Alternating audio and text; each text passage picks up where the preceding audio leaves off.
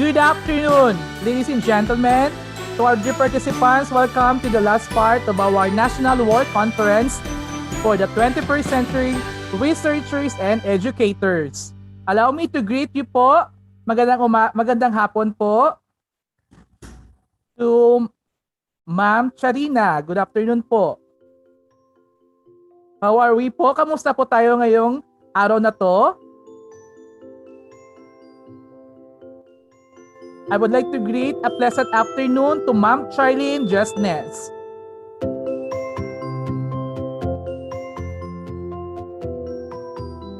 Also to Sir Julius Igot. Magandang hapon po, sir. I would like to greet also Sir Marvin Tabacolde. Good afternoon po. At sa lahat po, magandang hapon po.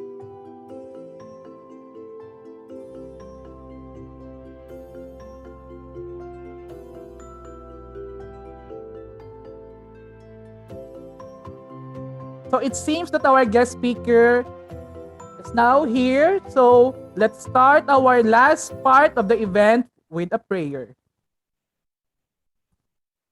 Let's feel the presence of the Lord. Heavenly God, we praise and glorify your name for the gift of life. We owe you everything, Lord. Lord, we pray for our guidance and protection. Lord, help us to our problems, Lord. And Lord, help us to learn today or this afternoon to what will be the speakers will offer to us, Lord. Lord, never forget us, Lord. Put us always into your hand for us to feel safe with you. This we pray to you, O Lord. Amen. So once again, good afternoon. So allow me to introduce to you our guest speaker this afternoon. Our guest speaker this afternoon is an awardee of Australian Catholic University International Contribution Awards and manager of head of Philippine Red Cross Welfare Services National Headquarters. He is also the CEO of Philippine Consortium Incorporated, had his PhD in social work at Australian Catholic University, and also the first social worker with Australian Leadership Awards with PhD scholarship. Then, he was also the first Filipino who finished PhD in social work and have returned in the Philippines. The first Filipino who introduced technology in vivo in research policy and program. Also, the first Filipino academic visitor at the Oxford Institute of Population Aging at United Kingdom. He was former the military professor at the Armed Forces of the Philippines Corps of Professors and presently a reservist major. He had his postgraduate in gerontology and geriatrics at University of Malta European Center of Gerontology and Geriatrics. Had his master's in public management at Development Academy of the Philippines and also a Magsaysay Junior Scholar. He is the national president of ACU Postgraduate Association, a chief executive officer of Philippine Consortium for Social Welfare and Human Development, and a former assistant professor of UP Diliman, and presently a lecturer at the UP Open University and Ateneo de Davao University. He had also had recognition of Outstanding Social Worker and Distinguished Citizens 2019 of the Municipality Balagtas, Bulacan, a nominee of Australian Alumni Awards and Distinguished Alumna Awards. Ladies and gentlemen, let's welcome Nicamil K. Sanchez, PhD, our guest speaker this afternoon. Good afternoon, sir. Maayong buntag sa tanan. Mayong buntag. Naimbag na bigat na kayo amin. Madamo nga salamat PICEI for inviting me here again. And happy Sunday to everyone. It's a pleasure to be with you. To be your last. I think I'm the last speaker to discuss about qualitative and mixed method study using software. So, thank you for your time again. Madamo nga salamat. Let's enjoy this journey.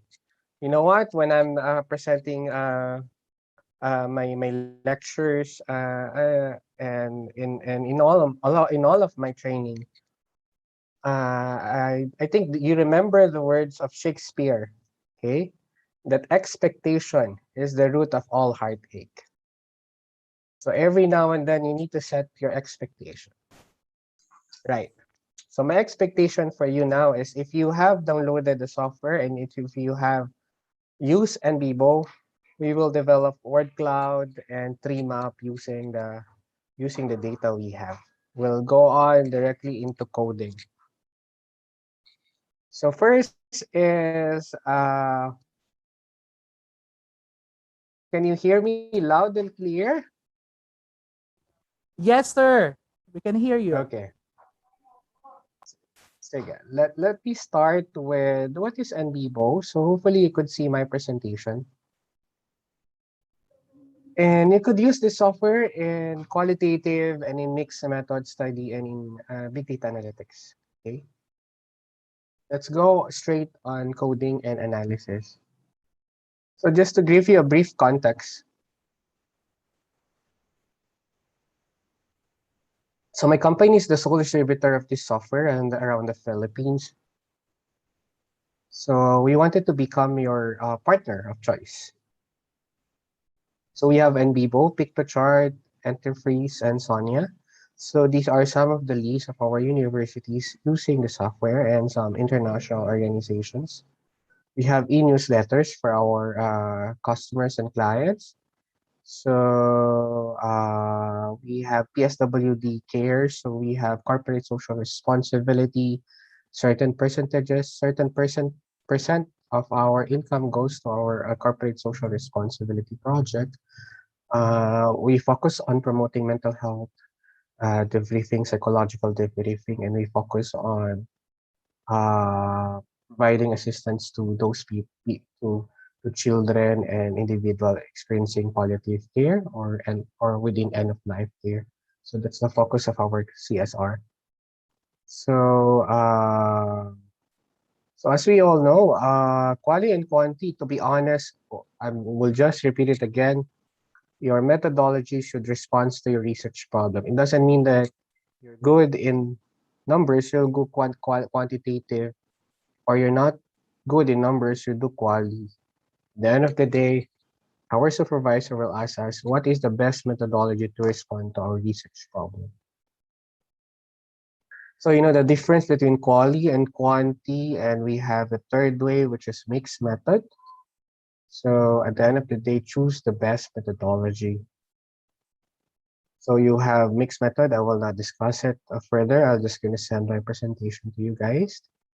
So the importance of literature review, which were mentioned a while ago in our previous speaker.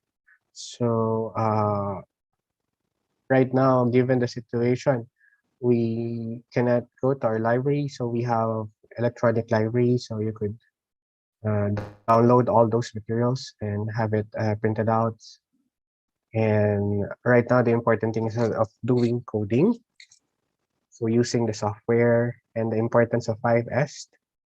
As you all know, in all of the top qualitative data analysis software, with CNBPO, produce a software in education, social sciences. So is the look of your NVivo, but I'll show you how we could work on NVivo in this area. Word tree, word cloud, and everything. Okay. Tree map, these are some data visualization using the software, but it's more powerful inside. You have network analysis. Okay. So yeah, just to give you the basic of this one, I would like to share with you. Can you give me a thumbs up? How many have used the software NVivo or have you heard it? Thumbs up for those who have using the software NVivo, and then give me a heart sign. It will if it is the best first time you have heard this software.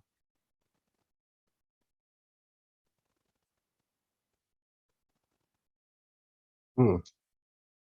Okay, Sir Edmond, I first time to hear the software. So all of you have, si Ma'am Hani, all of you have knowledge about the software already, I suppose.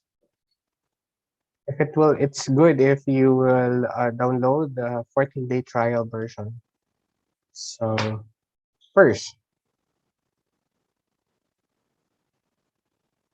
this is the software NVivo.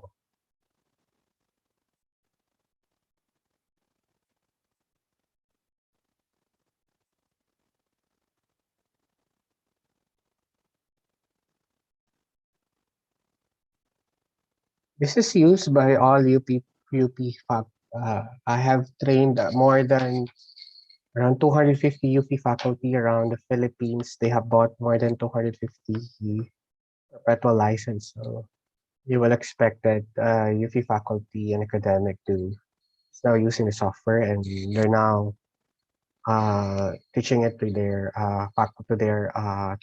especially postgraduate students.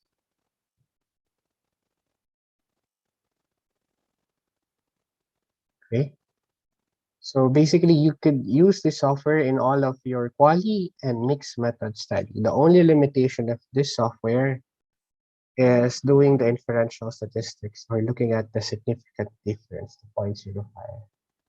But all of it, you could use this software and in all of your study. And in literature review, in data management of your library. So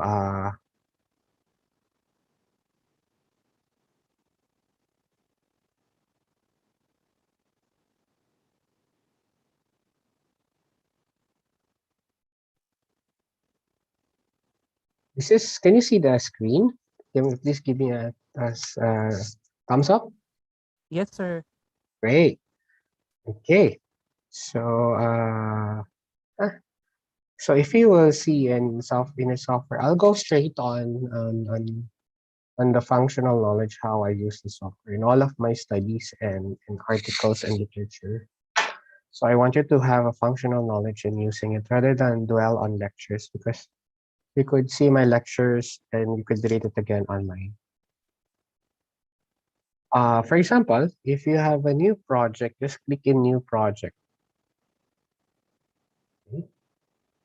Step one, click in new project, and you could analyze articles. For example, I have a study on qualitative research or research on education.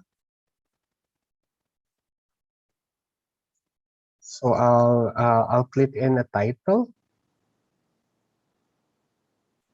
and then I'll click next. So if you will remember in NVivo, you in each of your research project you have a separate NVivo file name. Okay? Each of your research project you need to have a separate NVivo file name. Okay. Second, as we all know, we all start with a literature review. Literature review. Okay. What I mean is for literature review,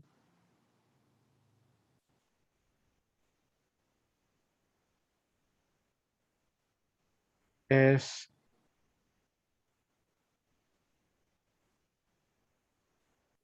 the literature review is we will first start in the literature review. Okay. In any research, especially for those academic here, what I'm doing is I will never talk to my students, especially seeking for my advice about their research, if they don't have a literature review. So my requirements here is if you're doing your masters, you need to have around more than 60 online articles about your own topic. 60 online articles. If you're doing your PhD, it's more than 100 online journal articles about your topic. That will be the basis of your literature review. Why?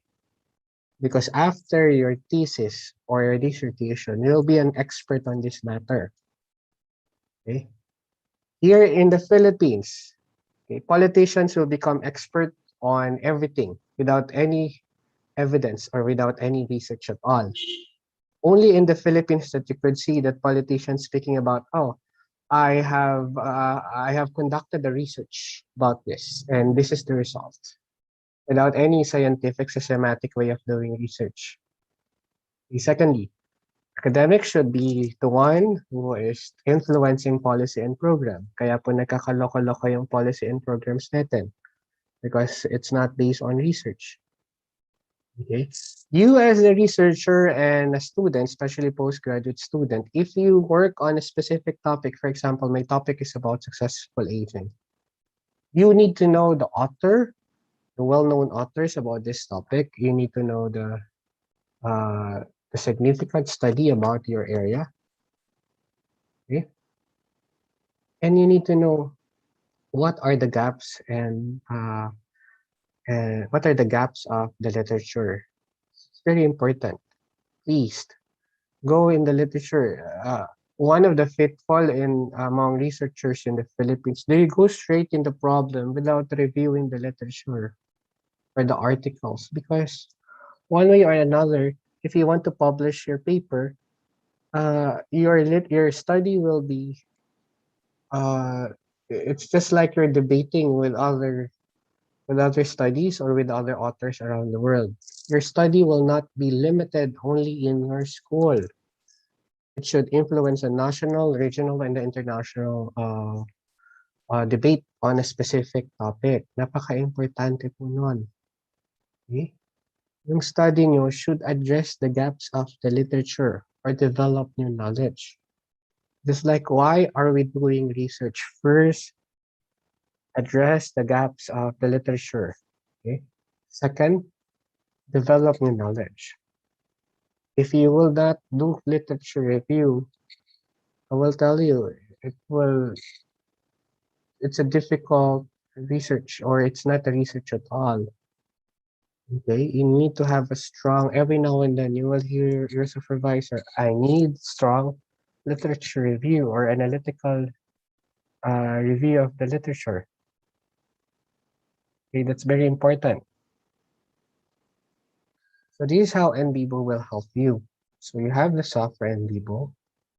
Step one, this is the software. It's quite easy. You don't need to print any articles at all. Okay? You don't need to print any articles at all. You just import the article from Google Scholar. After looking at the Google Scholar, you import the article via PDF and import it in your filing system. For example, I have journal articles as a file. So your NVivo will be the one. This is your cabinet. Alam ko maraming naiinis sa inyo at umiinit ang ulo. Kapag hindi makita yung articles na print nila, you don't need to print anything. Just import the files in your NVivo software. So I'm now organizing my data. The best thing to do is you need to have an organized data. Okay? Organized data.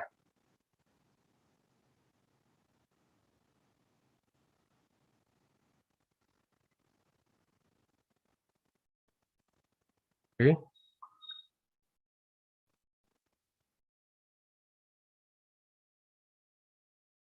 We need to organize the data. So organize the data. There's a saying, garbage in, garbage out. You cannot analyze something that you don't have. So one way is to organize the data. So for example, in NVivo, there's a files, right click and new folder. For example, I have primary and secondary data. Primary and secondary data, which is, for example, I have key informant interviews. You need to distinguish for the, especially the primary and secondary data. Okay.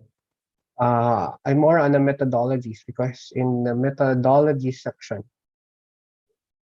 especially in the literature review methodology, that will be the basis of your finding. There are cases na tumatalon kayo, there are cases na paano mo malilink yung findings mo doon sa yung analysis mo sa findings mo.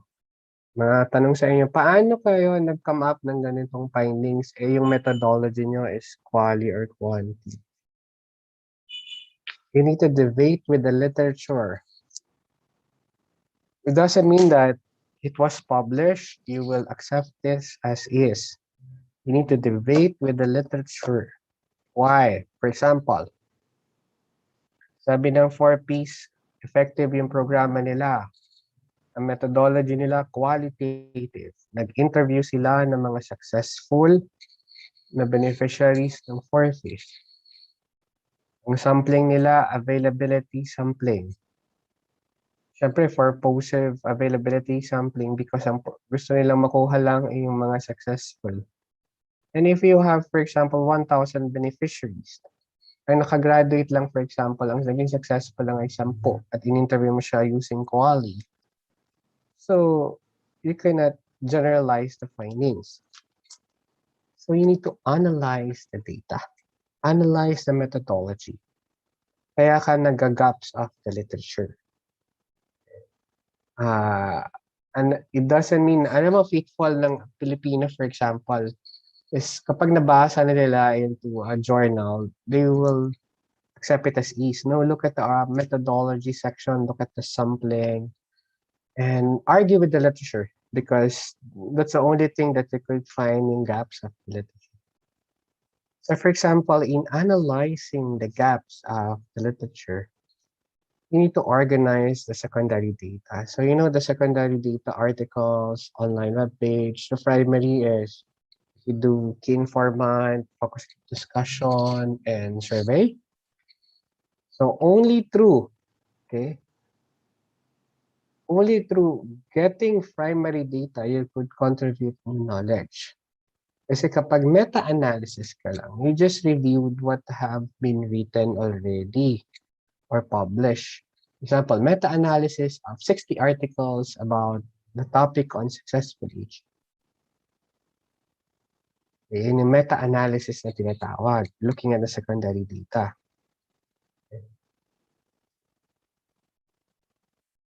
Whether mag-qualitative ka, mag-phenomenology ka, mag-case study ka, mag-survey ka lang. So it depends really on your research problem. Yung method and methodology na gagawin mo. Always remember that. But it's just like if you're doing a research, you're just like building a house. You need to have a good foundation. You need to have a good foundation. Okay?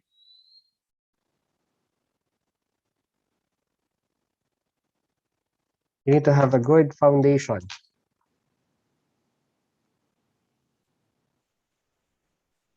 How to import journal articles. Step 1, import. Step 2, files. Ganun lang siya ka-easy yung NVivo, to be honest. This is a tool that will help you in everything you do. So I use this one in analyzing data. I use this one in social network analysis and visualizing data. So it could do descriptive statistics, literature review, coding, findings of analysis. For example, I have downloaded some articles about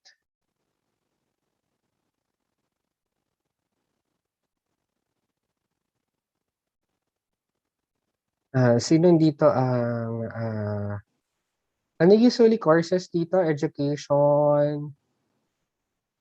So different courses, no? So I have I'll do, for example, you have downloaded an articles about management or online articles about management.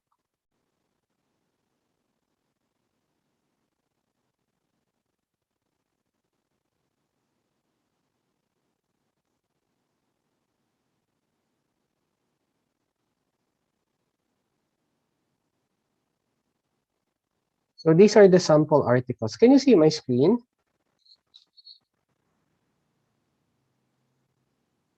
Yes, sir. Okay. So as I mentioned a while ago, if you're doing your master's, it should be 50 online articles that you will review. Why? Because you will be an expert on this topic. If you observe in other countries, they will interview an academic about this policy or program. And their introduction, these Professor X have published a lot of studies about this topic, have presented in international conferences about this topic. Let's hear him about his analysis on the policy, on the proposed policy and program. In the Philippines, let's hear Congressman and Senator about this topic without any research at all. So you see the difference between other countries and in the Philippines. So we as academic have a bigger responsibility to fulfill, ensuring that our research findings will influence policy and program and improve the well-being. So for example, I have downloaded articles about management literatures. So these are the articles. You go to Google Scholar and you could download it.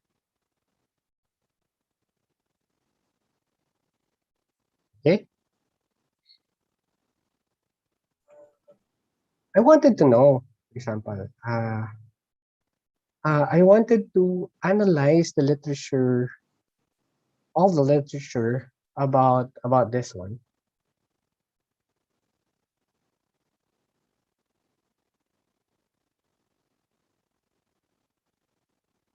So may mga dobleng literature. Kapag doble siya, pareho lang, automatically may lalabas na 2 yan. So the software will identify yung nagdo-doubling literature or articles. So these are the articles that you have downloaded about management literature.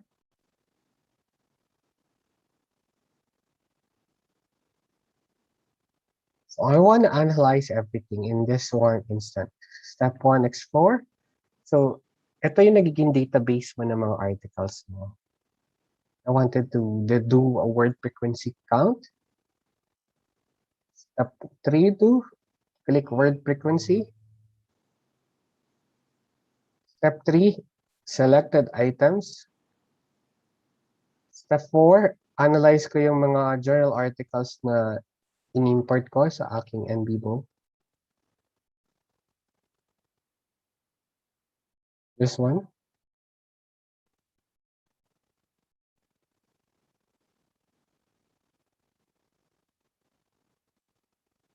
Step 5, yan. And step 6 is this one, run query. So these are the keywords emerging from the literature. Keywords emerging from the literature. So they identify marketing, data, journal, model, sustainability as the keywords emerging from the literature. Aside from that, it counted how many times it was mentioned in all of the literature. As mentioned, 1,682 times, 644. So in this sense, you will see that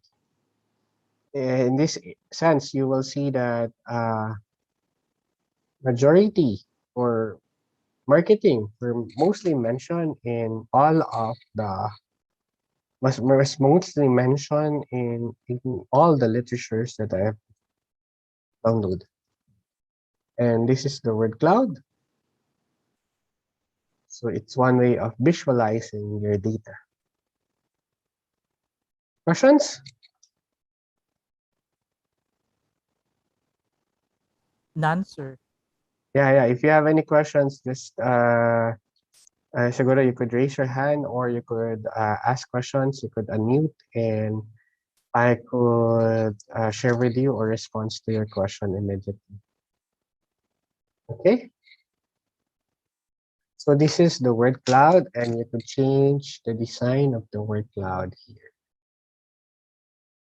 To our organizer, let me know if you have any questions, and just type in your questions if you don't want to, to unmute.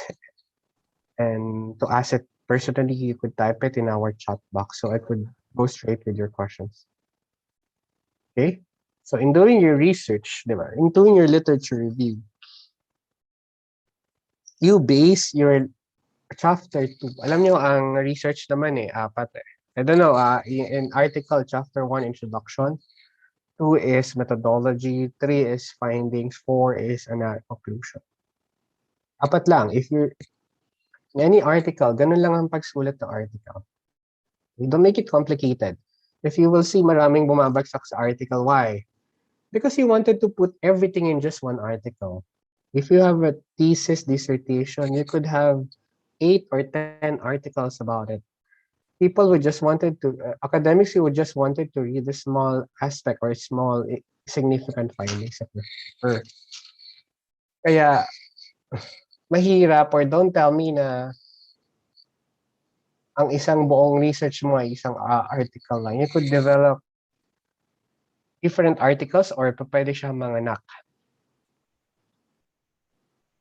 And then, di ba, all the time, sinahanapan kayo ng keywords. So these are the keywords. Marketing, data, sustainability, research, okay, branding, marketing, company, sponsorship. Okay, that's important thing, the keywords.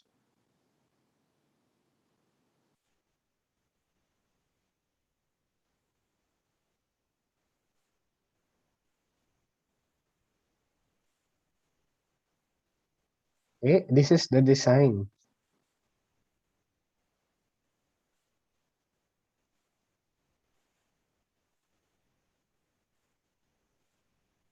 And you could use it in your export word cloud, and you could put it in your PowerPoint presentation. Put it in your PowerPoint presentation. Every now and then, it's very important, especially in presenting in international conference, even in local conference. Yung time limit baga, pag sinabing 5 minutes, 5 minutes, you will end your presentation. Don't dwell too much on the methodology. Yung iba, maglalagay pa ng picture, pumunta po kami ng inakyat po namin ng ilang bundok, tinawid namin ng ilang tulay, nilangoy namin ng ilang ilog. I could just put one photos of it, pero don't focus too much on how did you gather the data. The participants would be interested on your findings. How did you address the gaps of the literature, and what are the new knowledge you have got from your research study? Okay. So one way is you do word cloud and you find out the literature or the key themes emerging from your literature. So dito yung marketing, sustainability. For example, I wanted to study about sustainability. So kapag kinilek mo yung sustainability here, lalabas na siya doon ng mga references niya about sustainability.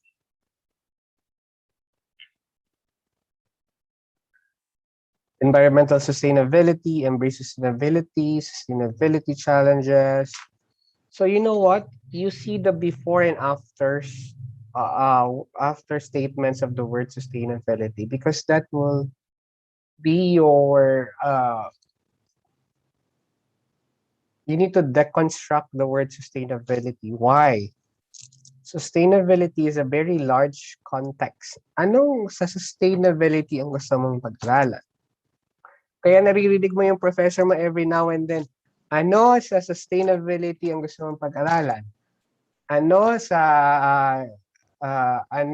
peace process ang gusto mong pag-aralan? Ano sa student-children relationship gusto mong pag-aralan? Ano sa education ang gusto mong pag-aralan? Because it's a very big construct. You need to deconstruct the words. Kaya kung ang focus mo sustainability kaya sustainability. Anong klaseng sustainability? May environmental sustainability. There's one. May embrace sustainability, may sustainability challenges, sustainability and branding, sustainability marketing, corporate sustainability, drivers of sustainability marketing, corporate sustainability-led development. So there are a lot of keywords about sustainability. Okay? Kaya minsan yung estudyante, pag sinabi sustainability, napapangangananan tayo, anong klase sustainability yung gusto mong pag-aralan? Hindi ko po gusto ko po yung sustainability, paano po masusustain ng farmers yung income nila. Napakalawak nun. Anong klase sa sustainability? Sustainability into marketing strategies ba? Sustainability-oriented innovation projects ba? Sustainability into marketing strategy? So there are many contexts about sustainability. At dyan papasok yung chapter 2 mo, which is literature review. So in NVivo, it analyzes what are the before and after of the keyword sustainability. Napaka-importante nito. Control A mo lang siya. Gusto mo makuha yung context, coding context, and then broad. So this one provides you with the context, with the paragraph that mentioned the word sustainability. Ito, sustainability leaders. Sir, I wanted to focus on sustainability leaders. Or sustainability leadership, sir. Ito yung gusto kong pag-aralan. Saang context? Sustainability leaders, gusto ko yung mga family-owned corporation. Gusto ko yung sa barangay or sa municipalidad namin. Or sustainability leadership in a cooperative here in our area or cooperative X in our province. So napaka-importante yung konteksto ng research mo. Alam mo, kapag hindi mo na maipaliwanag yung research problem mo, diyan ka na nahihirapan sa findings. Ang second impact niyan, tatagal yung research mo. Why? Because in the proceeding ng inyong discussion, maraming lumalabas or maraming comments or inputs. Ba't hindi mo dinagdag sustainability marketing? Ba't hindi mo dinagdag yung context ng sustainability marketing, sustainability commitment? Ayun, napaka-importante in research yung scope and limitation. Sir, ma'am, I will just focus on sustainability leadership. Okay? Sustainability leadership lang po yung focus ko. Pero malaking konteksto pa rin yung sustainability leadership. Malawak pa rin siya. Anong klaseng sustainability? I wanted to explore yung sustainability leadership in a cooperative in our area. Ano yung context nito? So doon sa chapter 2 mo, ang chapter 2 mo is about sustainability leadership. Pwede ka ng anong ibig sabihin ng sustainability leadership. Research ka, may sustainability leadership or innovativeness. Chapter 2.1, sustainability leadership or innovativeness. Chapter 2.2, yung issue ng importance of sustainability leadership and marketing. Sustainability leadership and commitment. So doon ka nagagawa ng mga chapters mo. Kaya napaka-importante, di ba? Unang sasabihin sa'yo ng professor mo, sa literature review mo pa lang is, what is the connection of this paragraph to the next paragraph? Second, mga comments sila, ito, na tumatalon yung argument mo. Third, walang consistency. Okay? Fourth, nasan yung mga key authors about your topic? Sino-sino sila? Ano yung mga studying ginawa nila? Saang lugar? Gaganin ka pa niyan. Anong sinasabi ng literature? 5, sasabihin pa niyan, I don't want you to make a mere description of the literature. You're not here, hindi ka nandito para mag-describe ng findings. Nandito ka para mag-analysis ng literature. Yan yung mga comment na matatanggap mong masasakit sa iyong mga supervisor, which is in reality will help you a lot as a researcher. I want an in-depth analysis of the literature. I know it's hard, but at the end of the day, you could only publish your article or a paper if you have a good literature review. Okay. Sa mga nagpo-postgrad dito, ilan ba nagpo-postgrads dito? Nagma-masters or PhD? Please thumbs up kung meron.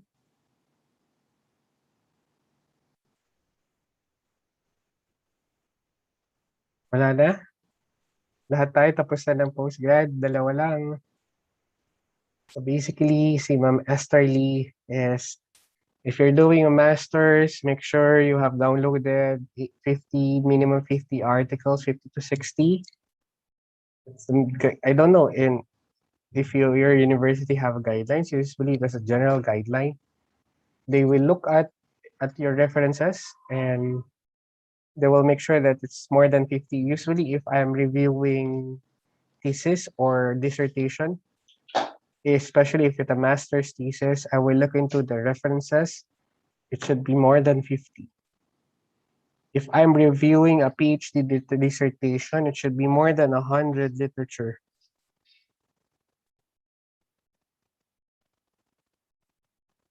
Okay? So it's very important, the literature review, and NVivo can help you a lot with this one.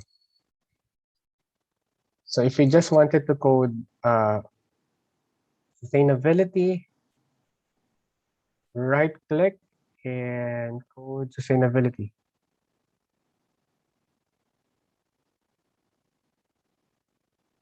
And create sustainability as codes. Okay, and then type the word sustainability.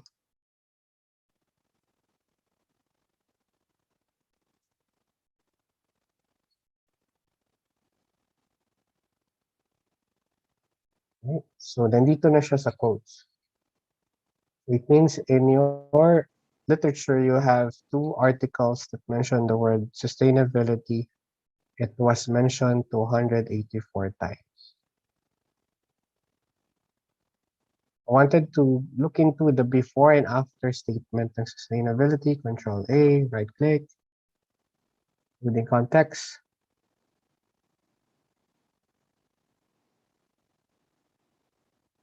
Rod.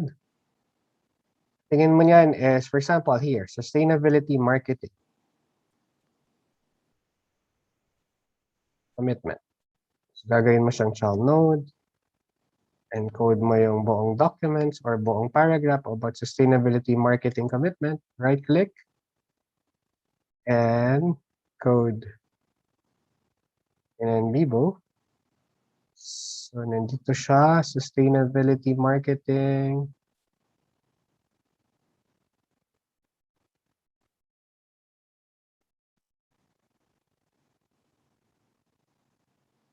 Properties, sustainability marketing commitment. What I'm doing is I'm doing coding. Ganito rin ang gagawin mo kung mayroon ka primary data or secondary data.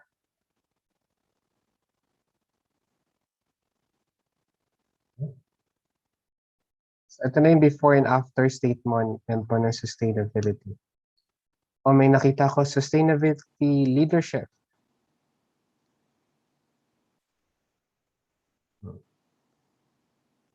Code ko na siya, code selection.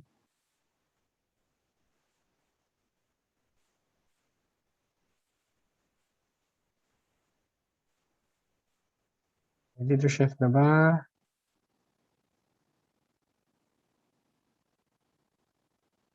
Gusto ko siya encode as sustainability leadership. Highlight mo lang yung document. So we're now doing coding. Code selection. Lagay ko siya dito as a children node, as a child node.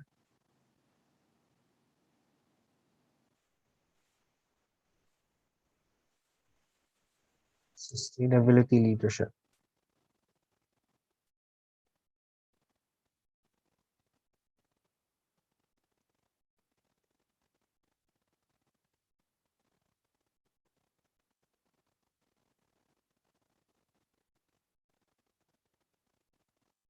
So what I'm doing is I'm doing now coding.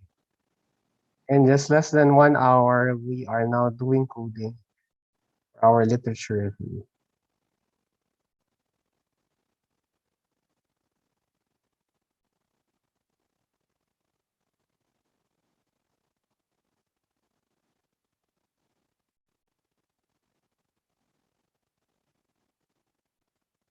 Wala siya. Hit node, child node. Sustainability. Leadership.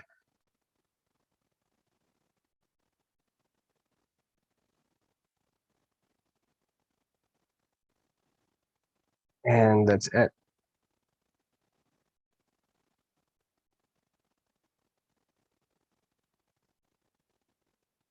And delete.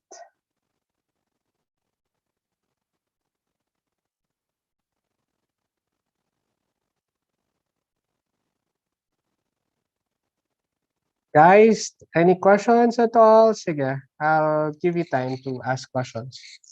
What I'm doing, my output for now is coding analysis of the word sustainability. So first, we have searched literature about marketing management literature in Google. So dinownload ko yung mga articles. Ito siya. Okay.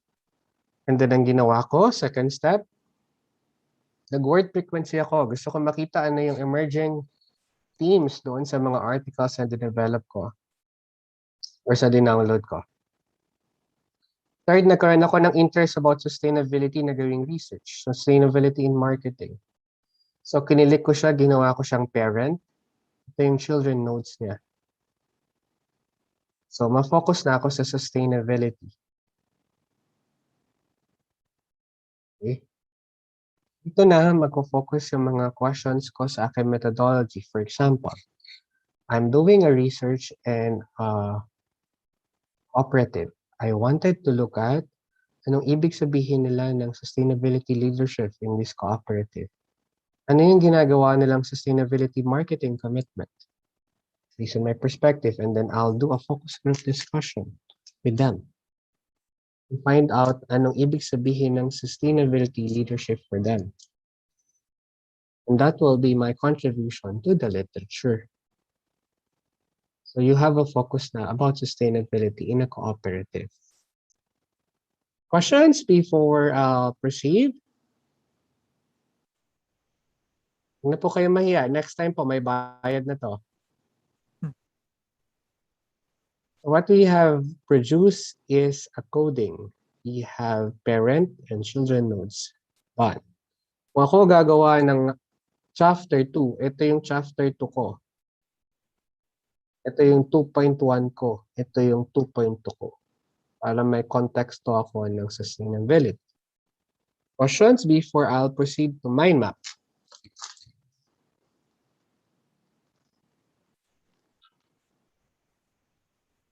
Ma'am Agnes? Nahalito ba? Sir Albin? Sige, I'll go one by one. Baka nahiya lang. So far, sir, we have one question. How can we avail of NVivo? You could you could get in touch with me at my email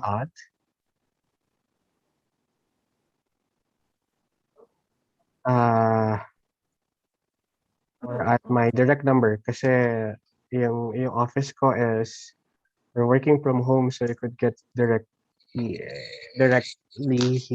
could get in touch with me directly. So I put in my email and my personal contact number, so you could get in touch with me anytime. Noted, sir. Yes. There's some more questions before Attorney Camille proceeds to his topic.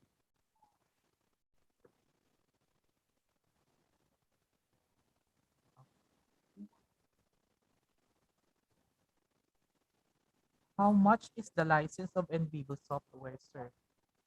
If you're a student, I'll give you a good discount for academic. So the prices differs from academic and from non-academic.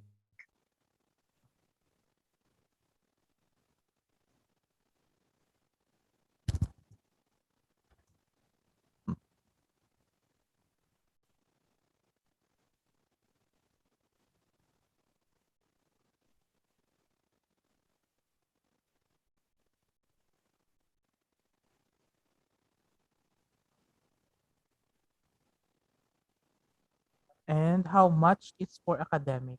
Sir, from Sir Roberto Lizardo. How much is for academic? It's a good price for academic, rather. So we'll send it officially to your university. I would suggest, sir, uh, it's better to get it from your university. That's like UP have done. So they have put it in the NVivo, NCTU, and CNU. So they have put it in their university budget to get the software. It's a perpetual licensor. So basically, it's a perpetual license. You could use it. You could even put it in your last will and testament. It's a perpetual license. Okay. Yes. Any questions about how I use the software? Let me proceed to another output. Okay, sir.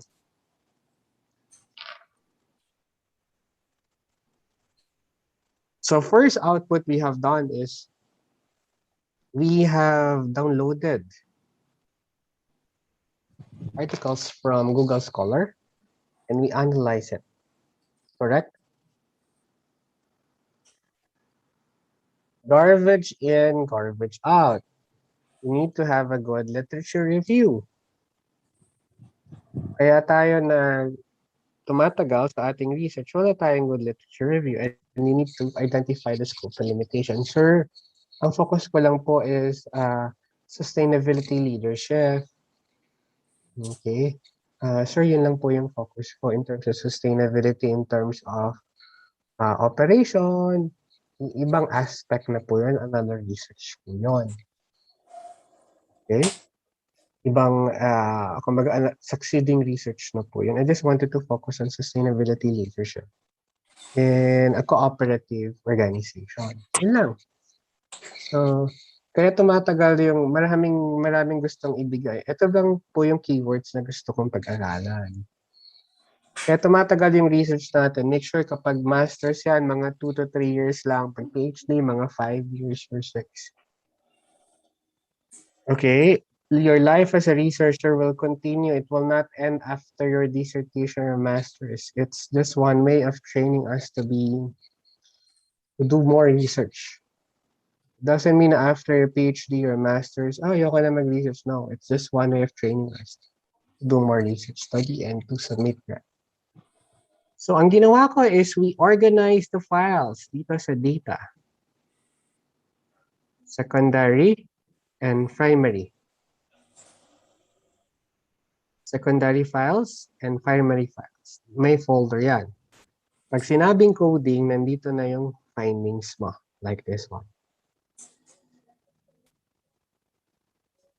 Okay, findings mo dito.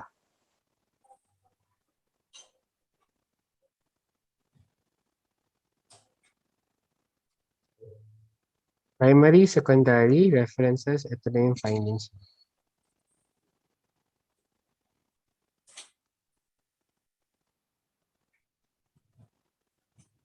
Clear? So, in any research, napaka-importanting gumawa ka ng mind map. In any research, I would request you to do a mind map and a concept map. So, in NVivo, you have a mind map and a concept map. Step 1, explore. Step 2, you have a mind map. Natawag niyang mind map. For example, sustainability. Sir, gusto kong pag-aralan yung word, sir, ma'am, doc, gusto kong pag-aralan yung sustainability. Sabihin ng professor mo, napakalawak ng sustainability. Meron kang team. Ano po ba yung mga child notes ng sustainability? Kailangan natin i-deconstruct yung meaning ng sustainability. Okay? Pag nag-mind map tayo, di ba? Ano po ang mga kasamahan ng sustainability? Kung ang sustainability po ay ang main topic ko, pero ang sabi po ni Doc Nick, napakalaking research problem yan. You need to deconstruct it. Parang deconstruct. Anong ibig sabihin ng sustainability? Gusto kong makita yung sustainability ng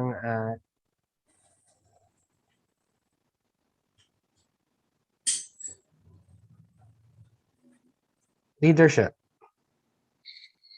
Sir, gusto kong makita yung sustainability ng program. Sir, gusto kong makita yung sustainability ng environment. Sir, gusto kong makita yung sustainability ng paano mo sustainability ng mga renewable energy.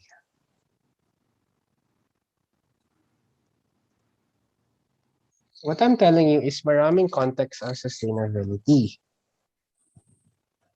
So sa research, hindi buong sustainability yung pag-aaralan mo. Kaya minsan, pag napupuntahan mo yung professor mo, at pag sinasabi mong, Sir, I wanted to study about the impact of our policy for senior citizens.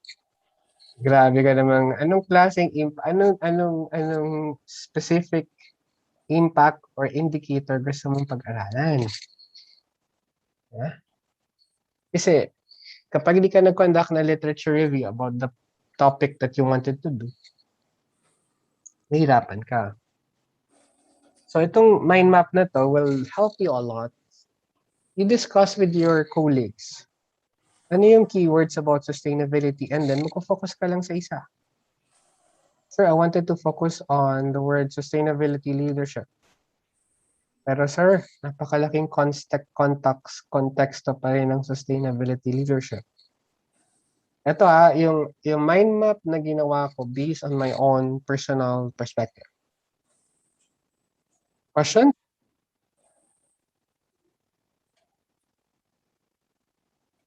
May tanong po ba? Before I proceed to another output?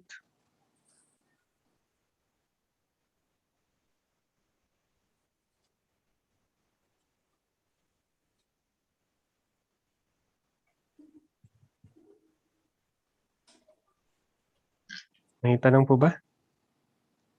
Can I continue or malabo?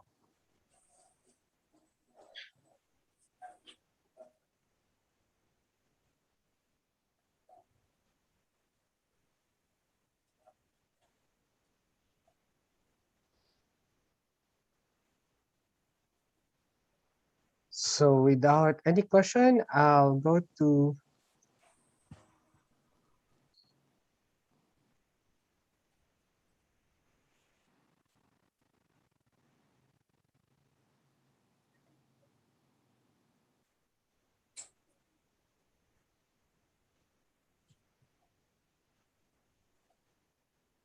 so nag-focus ka na into the word sustainability leadership. Sir, ma'am, doc, I wanted to focus on sustainability leadership in a cooperative.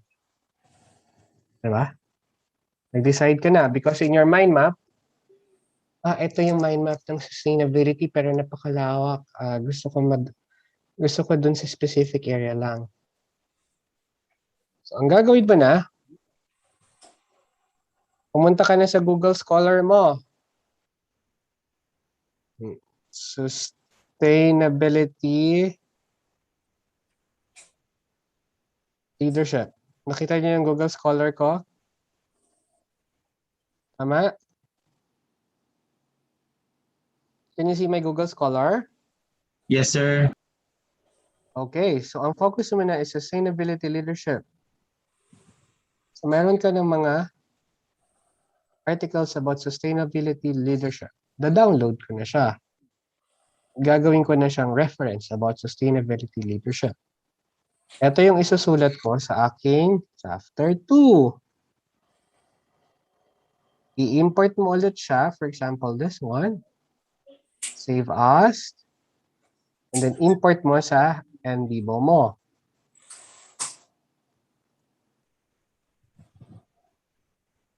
Sustainability articles. Leadership articles. So nagkakaroon na ng focus yung research mo.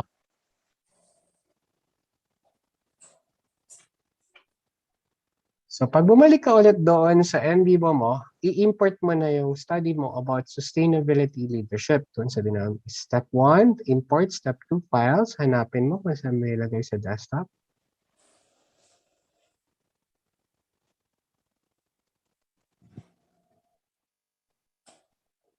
Sustainability leadership.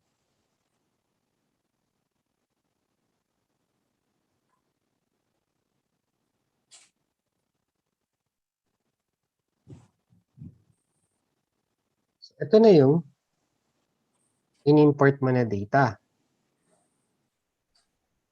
A PDF na siya based on your article. Ito siya. Correct? Questions? So it says 89 citation to authors from Oxford and from Dallas, so 66 publication.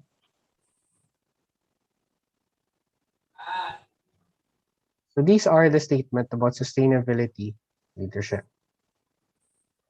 Questions?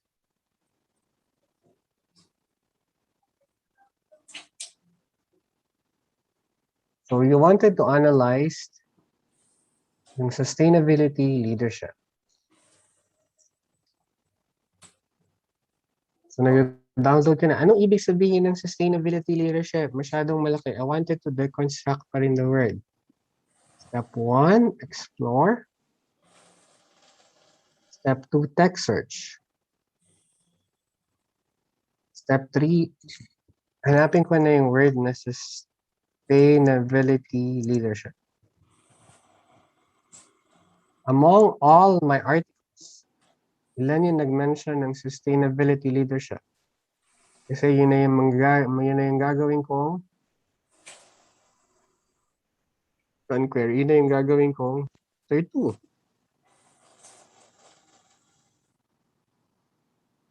So there are two articles. Sustainability and 2 articles mentioned 36 times and 9 times. References. This is the PDF kung saan makukuha yung sustainability. And ito na how it was mentioned.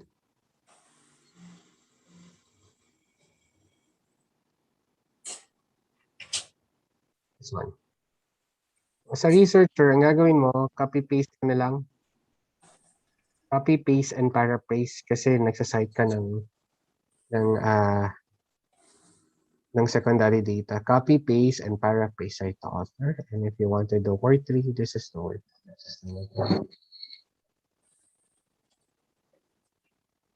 So your main topic is sustainability leadership. Lumalabas dito is brand performance, sustainability leadership. Sustainability leadership and brand image orientation. Sustainability leadership and negatively models. So basically, it's also one way for you to know ano pa yung other areas mo about sustainability leadership.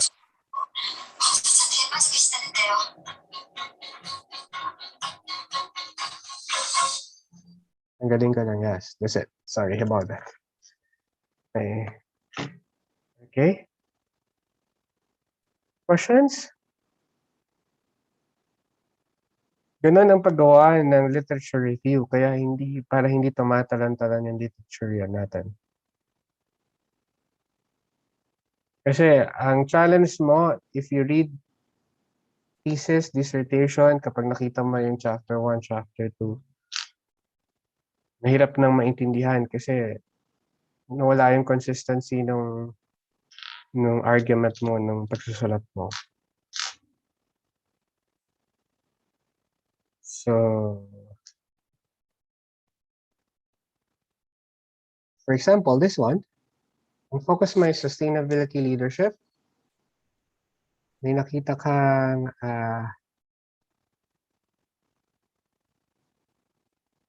before and after statement. Look at the before and after ng sustainability. Anong mga before statement dito na important sa'yo?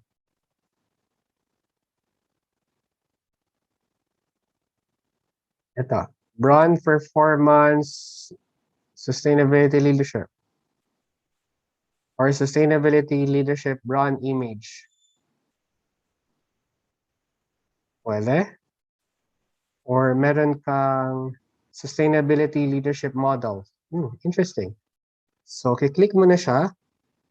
Pag kinilik mo siya, lalabas yung references about sustainability leadership model. I-save ko na siya as result. Step 2. Step 3, ilagay ko na siya sa nodes. So remember, lahat ng codes mo, these are your responses.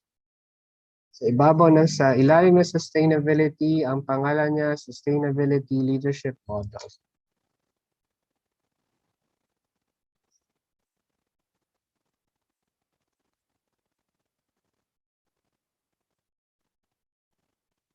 Nandun na siya. So another thing is, I wanted to go back. Anong ibig sabihin ng sustainability leadership? Asan yung ginawa ko kanina?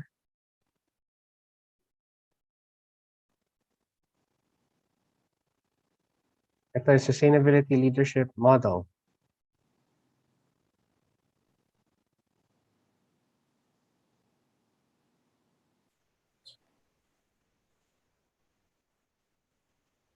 And then sa codes ko, nagpo-focus na ako on sustainability leadership.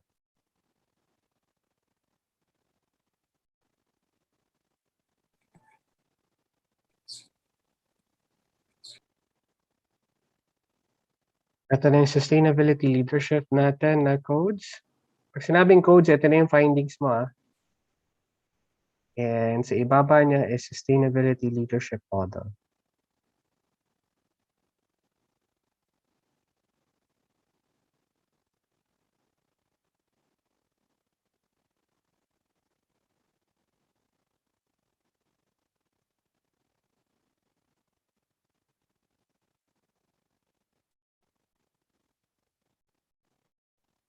Okay? So you have sustainability leadership model. What sustainability leadership? Gusto mo makita anong ibig sabihin ng sustainability leadership? Last run query. And run query. Sabi ko sa inyo, this is the word tree. The before and after statement. Meron siyang sustainability leadership brand image.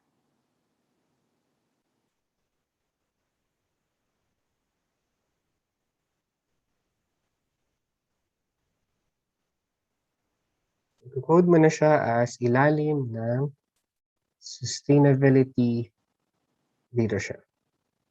Step 2, query. Lagay mo sa codes and sustainability leadership. Sustainability leadership brand image. So ito yung parent mo, ito yung children mo. So I'm done with my literature review. Questions? So ito na yung findings, di ba? Explain ko ulit. Ang output natin is ito na yung chapter 2. Sir, kasi ang gusto ko i-topic sustainability. Sinabihan ka ng professor mo, anong sustainability area? So ang ginawa mo is nag-mind map ka. Saan yung mind map natin? Visualization yung mind map. Sir, nag-mind map po ako. Kasama ko yung barkada ko. Pinainom ko ng Red Horse.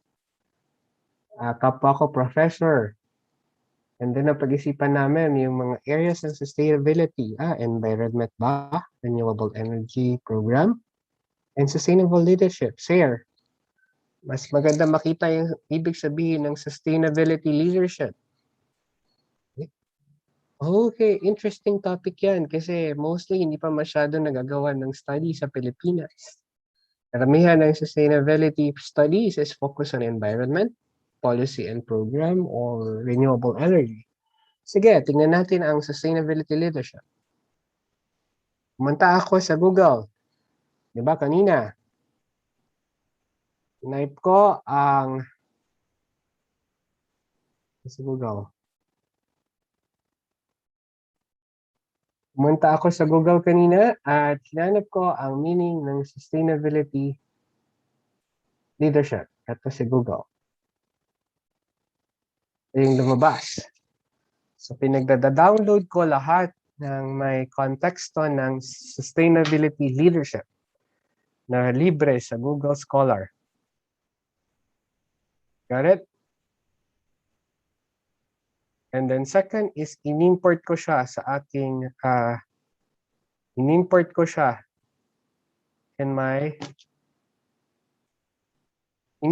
sa aking NVivo. Dinownload ko yung article at in-import ko. Tapos kung may import yung PDF, na-import ko na, ito yung lumabas po, sir. Yung files, data. Sustainability, sir. Ito siya. Ginawa ko, nag-analyze na po ako, sir. Gusto ko makita ano na yung sinasabi ng ating mga literatures about sustainability literature or leadership. Step 1, nag-text search na po ako, sir.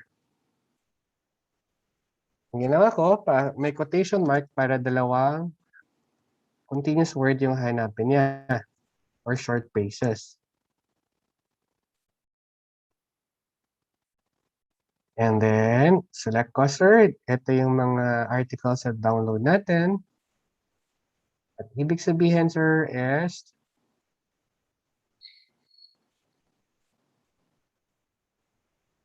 dalawang files po ang nag-mention ng sustainability leadership. Si Content Survey 3 at Sustainability Article.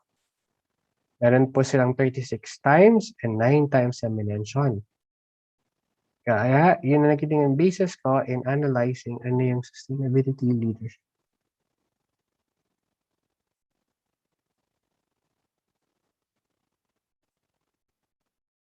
Ito, hinighlight yung sustainability leadership. Sir, gusto ko makita yung word 3. Ito yung word 3 ng sustainability leadership. Comment?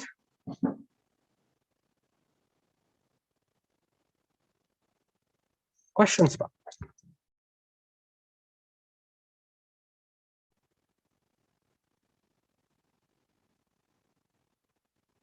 So, meron ka ng findings. So, ang findings mo is, sir, ang chapter 2 ko po is about sustainability leadership. This one. Nagawa ako ng project map. Sir, ito na yung findings ko. Sustainability leadership. So, dadrag ko lang siya doon. So, nandito na tayo. You could do it in your primary or secondary data. Sustainability in brown image.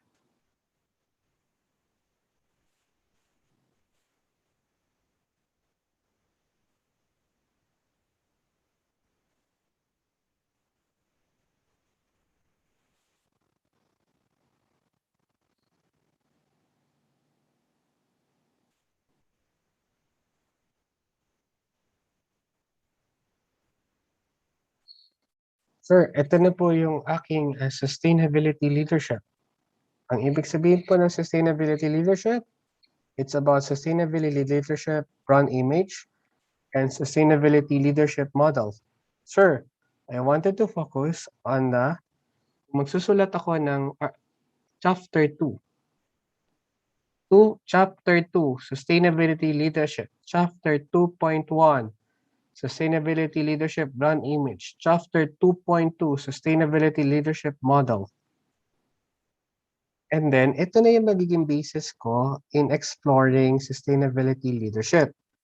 So, itatanong ko sa kanila, sa mga respondents ko, ano ba yung sustainability leadership brand image?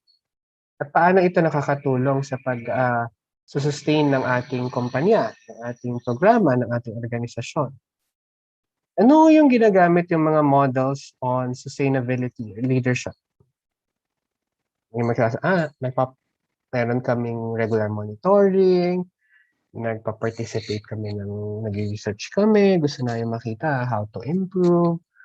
So, dadagdag pa to based on the responses ng iyong primary, kung may primary responses kayo. Napaka-importante din ng mind map. Kasi yung mind map, ito yung nagbibigay sa inyo kung ano yung gusto nyong pag-aralan. So every now and then, I do a mind map. Not only a mind map,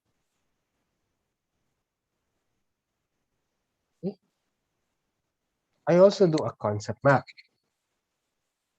Pag sinabing project map na siya, ito na yung findings mo. Kasi pag kinilik mo to, lalabas yung mga references mo about sustainability leadership. I'm done with my chapter 2. And in the chapter 3, it's just like doing the same system. But you will analyze the primary data.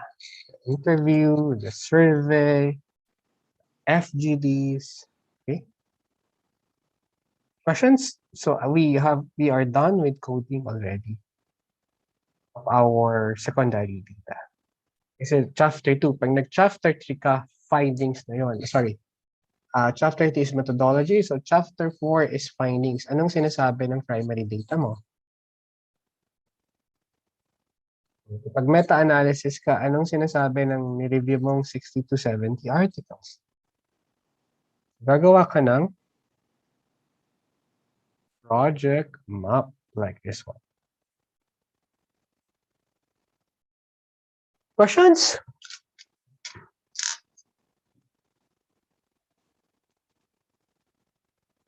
Okay lang ba kung naguguluhan kayo?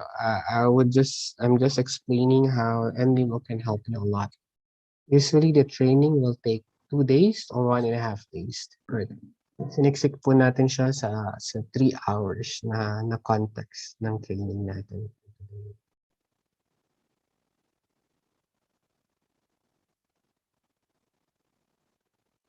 Questions po ba sa chat box?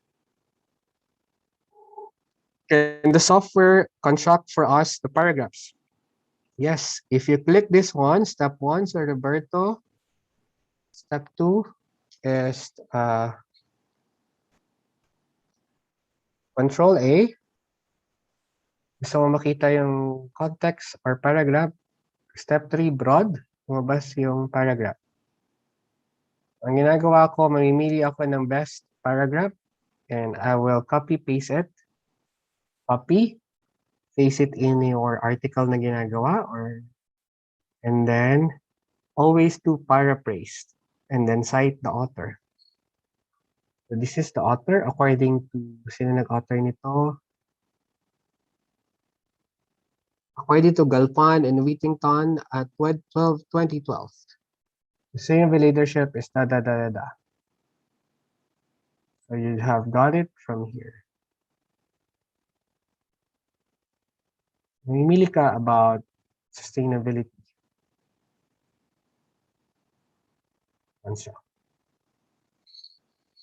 Questions? Sir Roberto, sagot po ba yung tanong ninyo?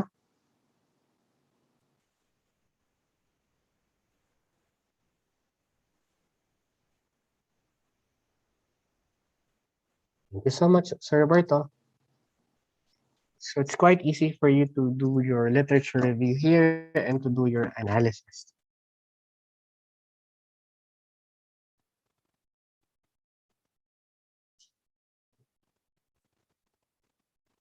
Okay? So that's very important. Yung mind map, marami pang pwedeng malaman dito sa NVivo. This is the maps, project, mind map, and concept. Yes, there is a trial version for NVivo. You could download it for 14 days. NVivo trial version.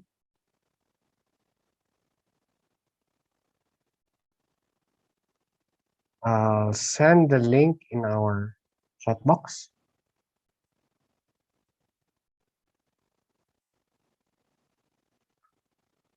And this is our company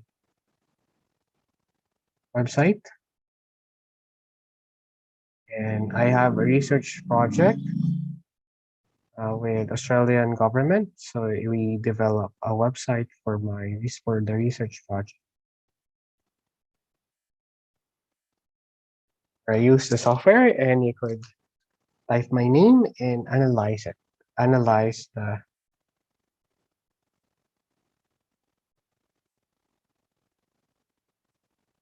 No, Sir Esther, ganito pa. Sige, explain natin. Good question. For example, sir, in adding these articles in our review of Lit, is it okay to retype the articles and to cite the reference rather than paraphrasing it? No. Always paraphrase secondary data. Mm-mm. Kasi pag niretype mo yan, kapag sumobrang 42 words or 40 words, you need to have you need to indent it and put the author and the page. But to be honest, if you put a lot of direct citation, it's not good for readers. So you just need to paraphrase everything. My suggestion is paraphrase everything. Okay? And then put the author. Kasi ang comment yan, but every page na lang meron kang direct quotation or citation. You copy it from. You need to paraphrase everything. Okay. Always do paraphrasing. Then cite the reference or the author. And na-question ako ng professor ko yan kasi what's the important of direct quotation from a secondary data?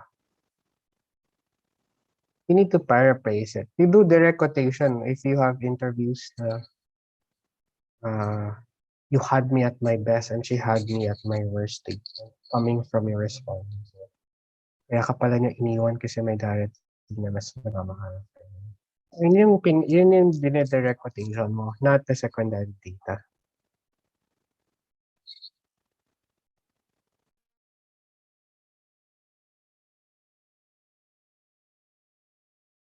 Can I have 2 minutes break? 2 minutes break. 2 minutes CR break. Thank you. Yes, sir. Thank you, sir.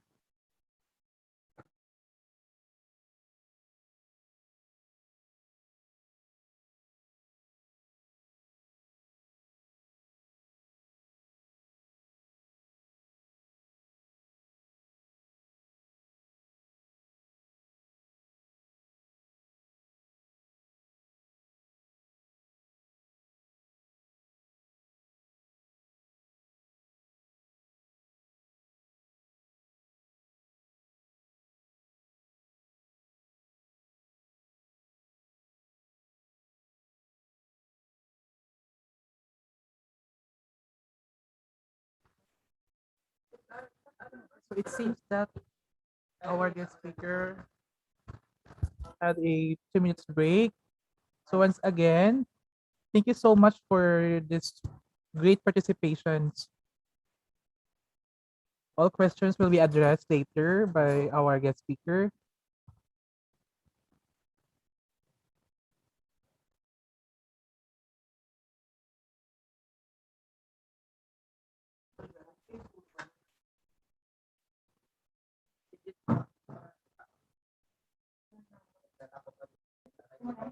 Please po, wag po kayo mahiya magtanong.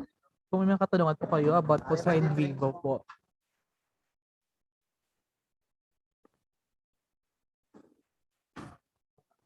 So our 41 participants, good afternoon po again.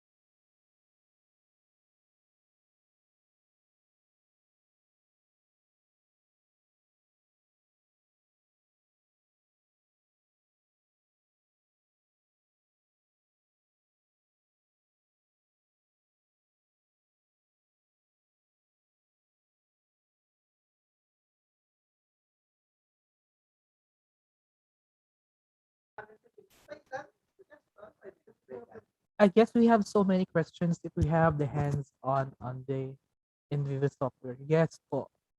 Thank you, Sir Noel.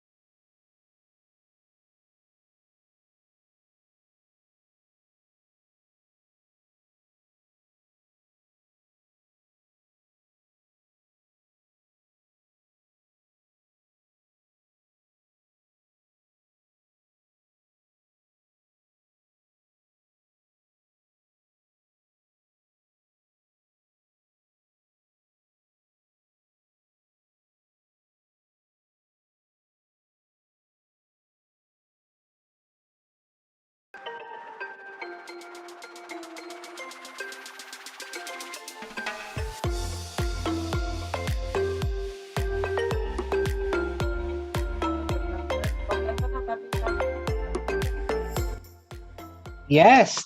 Okay. Yes, see our break is done. Any more questions before I proceed again? Sir, Yes. Sir Noel said that I guess we have so many questions if we have the hands-on of the NVivo software. Yes, I have sent you a 15-day, 14-day trial version. So you could get in touch with me if you have more in-depth training about the software. The only limitation here is I cannot uh, I'm very willing to teach you the hands-on. We will focus on the hands-on rather than on the lecture for the intensive training. Okay, thank you, sir. Okay. To be honest, I'm more on hands-on. It's a software. It's a tool. You could listen to any podcast, to attend this conference if you want some lectures about quality, quantity. But my focus here is I want you to know how NBibo can help you a lot in your research study. Okay, I guess Any more there questions?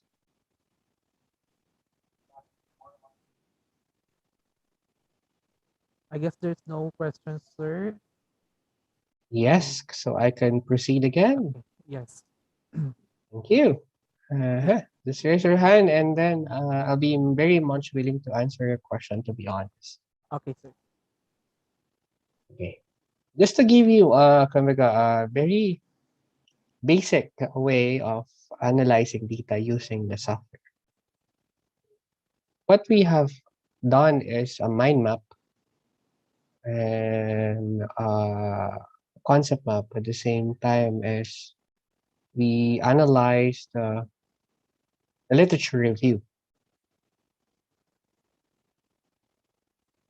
Can you see my presentation? I was a former UP professor and military professor.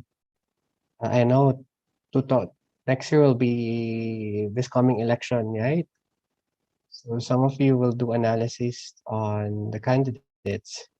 So the limitation of SWS and Pulse Asia is they are focused on the what or the descriptive stats or the statistics.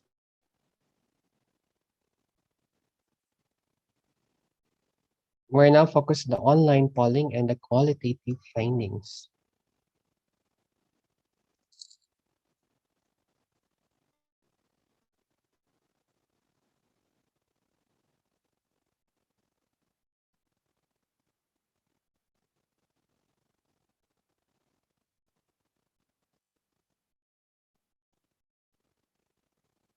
So every research you have a background, you have a context. CSWD initiated online survey, no pans received, snapshot of the perspective of the alumni. So this is the context.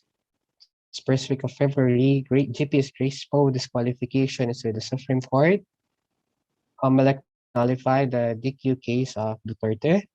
There is statistically tied between, I think it was graceful and benign that time, and the advertisement expenditure. This is the methodology.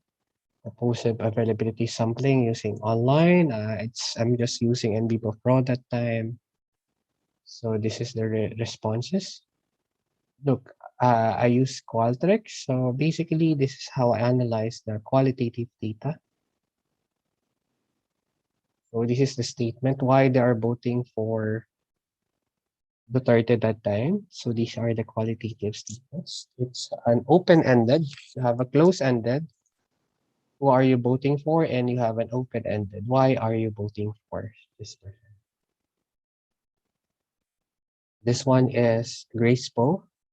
Again says sense of truthfulness for service, less for evil. She is a woman, new blood, has no background, so I made a word cloud for this one.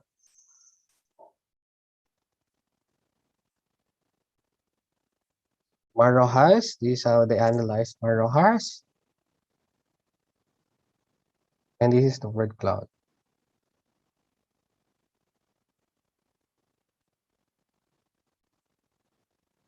And this is Miriam Santiago.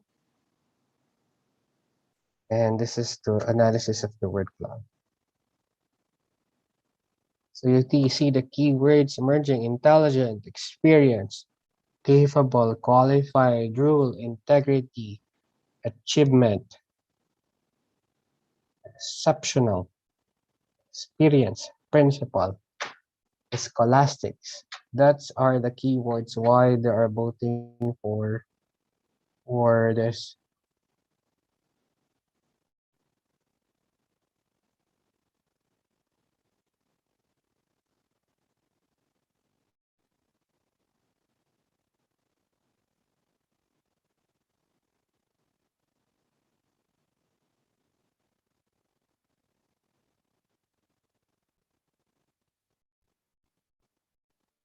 So it's very important for us, remember, very important for us. These are the keywords emerging from the literature. These are the keywords emerging from the primary data, the basis of this one. Primary data analysis. Primary data analysis. Primary data keywords from that. And from that, you'll develop the mind map and the concept, the parent and the child nodes from this one.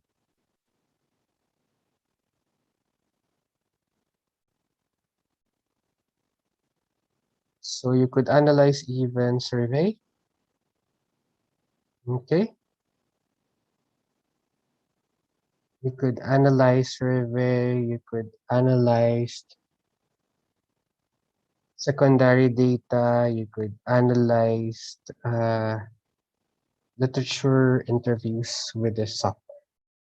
So I use this software in all of my analysis in my literature review. So another thing is I wanted to do auto coding, for example.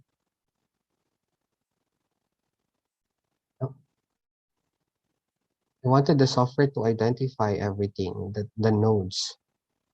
So medyo nagmamadali ako, sabihin ko sa sarili ko, I wanted to analyze I want the software to analyze everything. Ayoko nang mag-code. Gusto ko na makita anong sinasabi ng software about the software do have auto coding ang tawag, auto code. So the auto coding is this one. For example, you have articles, correct, na dinownload mo. Sir, I wanted to analyze the content of this article in an instant. Anong sinasabi ng article na to or may book report? Right-click, auto-code. So na mismo ang may identify ng auto-coded themes. So with that, tapos na yung analysis ng data mo.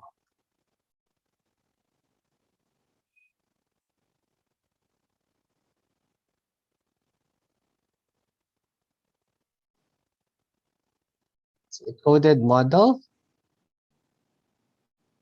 parent data, testing data, your raw data, value chain. So kapag hindi siya important, tanggalin mo lang. These are the coded data. You just uncheck it if it is not important for you.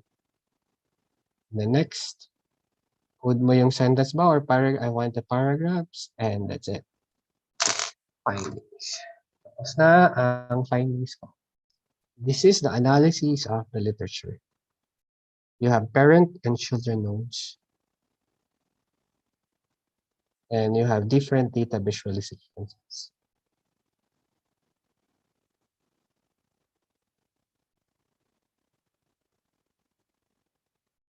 Ito yung tree map.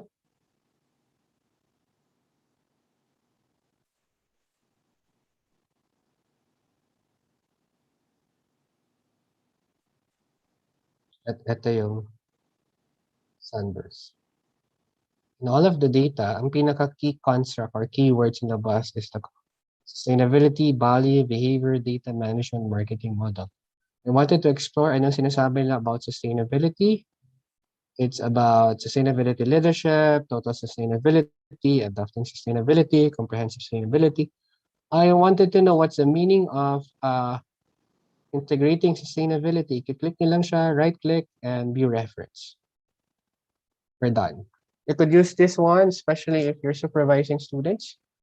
Could in just instance, you will know what are the keywords emerging from the articles they have shown.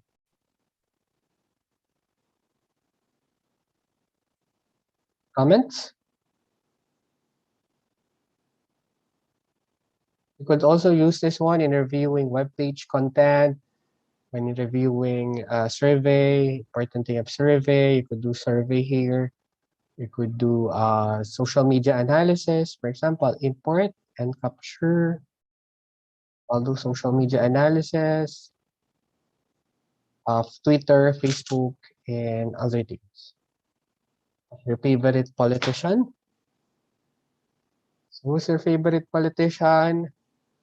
Let's analyze the favorite politician of or any organization.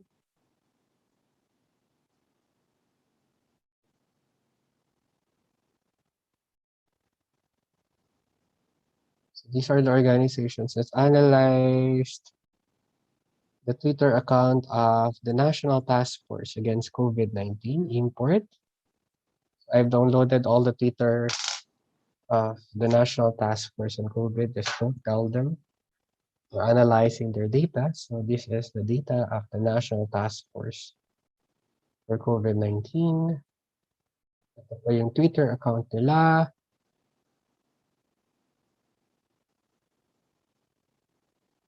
So there's a lot of functions on NVivo using this one. This is the Twitter ID, the username, the tweet, the time of the tweet, hashtags, and this is the form. A copy of the tweets per person.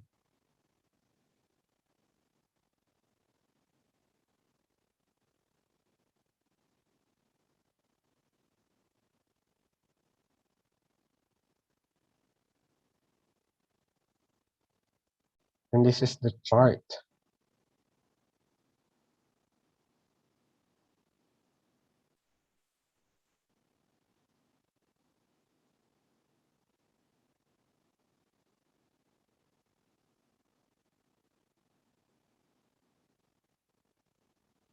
So you see the engagement of the National Task Force per month.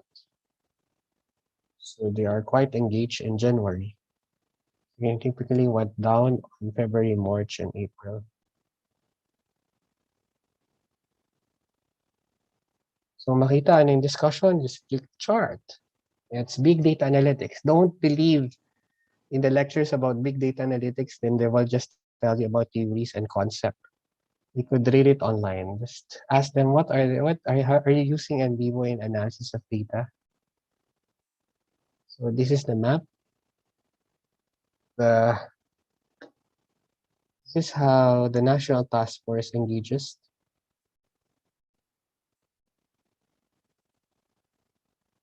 Napaka-importante ng map. Ito yung mga engagement ng National Task Force. So you have 1 in Siargao, based in the Philippines, and 2 in Pasig. And this is their sociogram. Ilan nagme-mention, ilan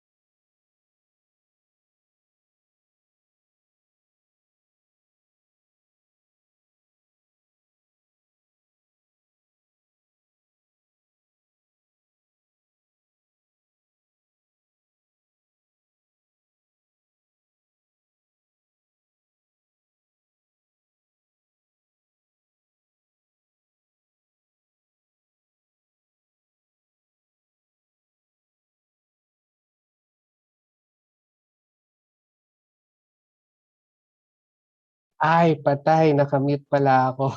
Sorry. Sorry. Oo, sir. Dami ko na na-discuss. Sorry. Sorry. Sorry. Hindi ko nabasa. So basically, what I've shared with you is the social media analysis of the National Task Force. I will repeat it again. First, I have imported the National Task Force Twitter account on COVID-19. This is the National Task Force Twitter account. So, in-analyze ko, mensahe ni Presidential Peace Advisor, National Task Force, COVID-19 Chief Implementer. Ito yung username nila. Import ko siya using NVivo. These are the number of their followers, 15,949. They have 2,941 tweets. They are following 63 person, and this is the form of their analysis.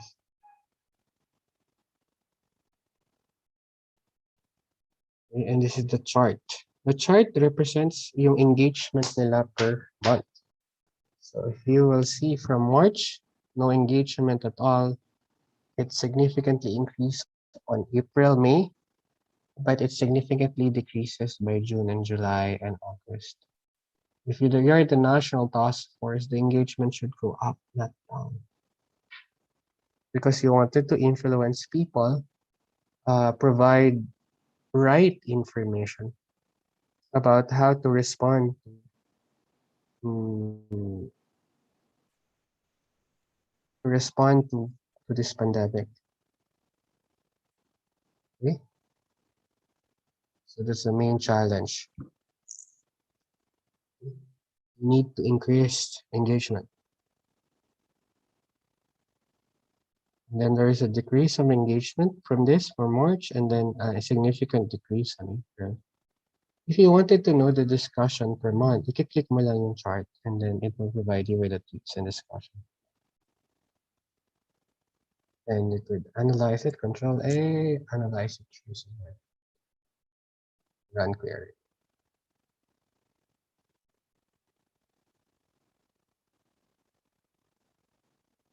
So you could analyze the discussion per month. April, discussion, right click, and you could analyze it. And then one more thing is the map. The map provides you with the location coordinate of the person or organization. Person or organization that is retweeting the ads or the Twitter page, following your tweets. So majority are from Manila, Pasig, and Siargao. You wanted to do what Siargao is telling us on Mamay United Abangan and Pisigo government affiliated page. Doon siya nag-tweet. Siguro nandoon sa Siargao yung may hawak ng Twitter account ng National Task Force. Dahil lumabas na Siargao yung area niya. And then you have the map.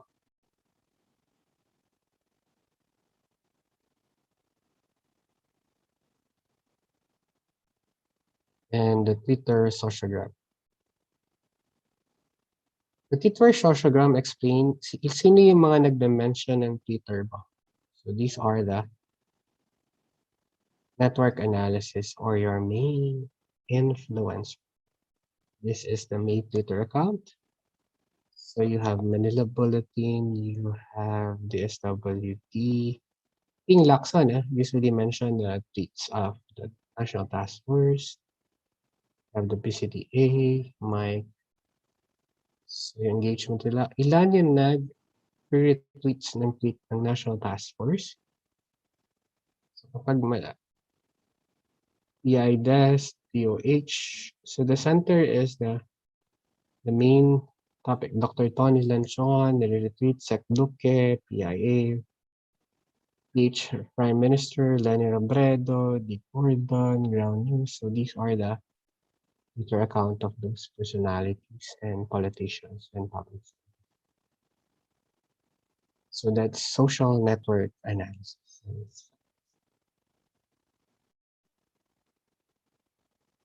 Can you hear me?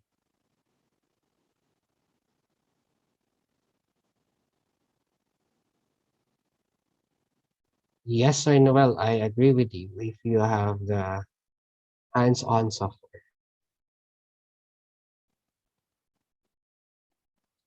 At, at the end of the day, it's good to have knowledge general knowledge on using the software. And in my presentation, what is important is you have the design framework. I usually have this design framework in all of my research study and project proposal. The design framework is you identify the data types, whether it's primary or secondary data types. Interviews is primary data. Articles are the secondary data. Survey is primary. And you have the units of analysis. Okay. You identify the place and individuals per analysis, units of analysis. How will you analyze the data statistically?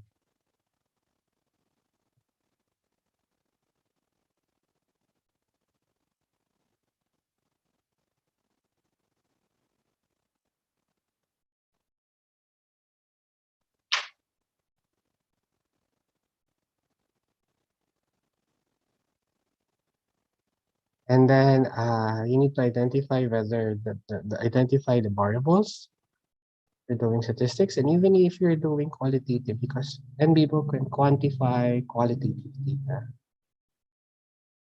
Pwede niyang bilangin ilang male ang nagsabi nito, ilang female if you're pushing for gender sensitive, gender responsive data or analysis. Ano ba siya? Longitudinal and thematic framework. The themes could be from your literature review or from your mind map. So you could use mixed method from this one. So the text on the data preparation is here. You could do transcribe data. You could import photo here. You could do photo coding. Everything is here. You could analyze FGDs, KII, and survey. So you could do auto coding.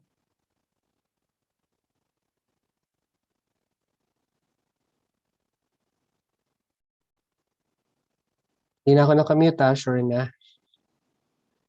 Sorry. Opo, sir. Okay, thank you.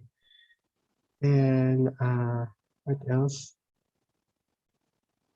So the important thing of doing the design framework in all of your studies. So this is the sample design framework. So I will not go on the details. I'm just gonna send you my presentation.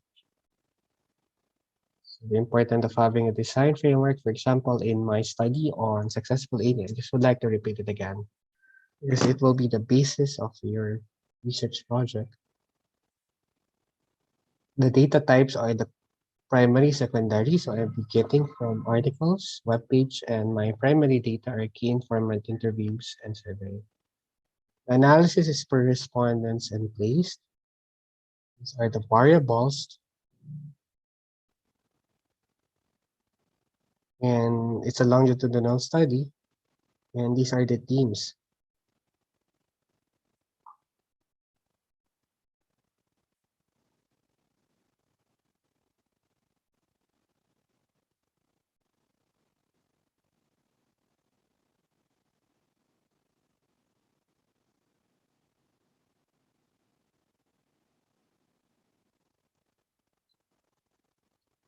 Always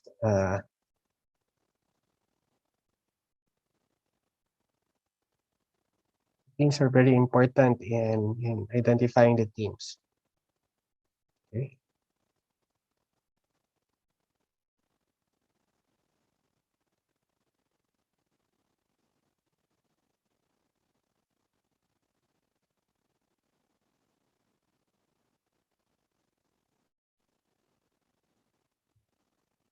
And then the importance of doing the mind map and the concept. The concept map provides you with how will you usually, di ba, when you're Supervising a student, you ask for a Gantt chart.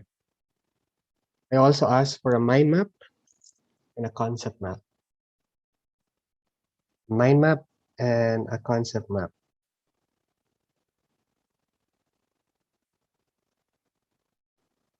Is the mind map, the concept map will provide you on how will you implement your research study. How will you implement your research study? It's very important.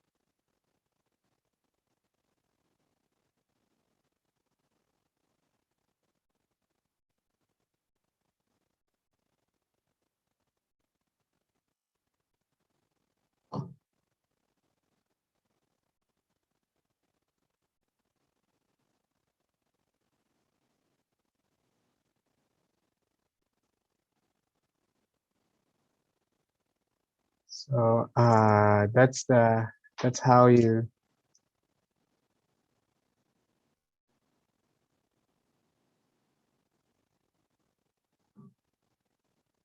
we analyze data using software in the most basic way of doing it. So you have auto coding, you have the word cloud that I have shared with you a while ago. The word cloud. Dami na natin nagawa ah. Analyze how to do the word explore, word frequency, selected items. I wanted to analyze the national task force, and this is the statement of the national task force since they have started. Look, they have identified HTTPS. If you wanted to put it at stop to wordless, so you wanted to clean the data, right click, add to stop to, and then run. Then the minimum length, you could do 4, and then run query. So it will just look for words that are more than 4. So kinount niya. So ang count niya is highest to lowest, 725 time COVID, Galvez, Baxian, Chief, Implementer, Carlito. Napakarami ng Carlito Galvez. Pieces today. So I wanted to find out, anong gusto niyong hanapin? Nagbanggit ba ang National Task Force ng ano ba? Research. Binanggit ba nilang salitang research sa kanilang mga statements? So tingnan natin kung nagbanggit ng research no word sa kanilang Twitter statements. It was mentioned 3 times. How they mention research? Tingnan natin. The DOH Research Institute has already procured ultra-cold chain. COVID-19 positivity rate in NCR continues to decline. Octa Research. The number of COVID-19 cases in the Philippines is decreasing according to the IUP. And tama nga naman, kaya nagiging center of attraction ng Octa Research kasi maski ang National Task Force, sinasite sila or tinitweet yung statements nila as reference. Dapat ang tinitweet nila, according to DOH data, according to Secretary Duque, according to DOH Research Center.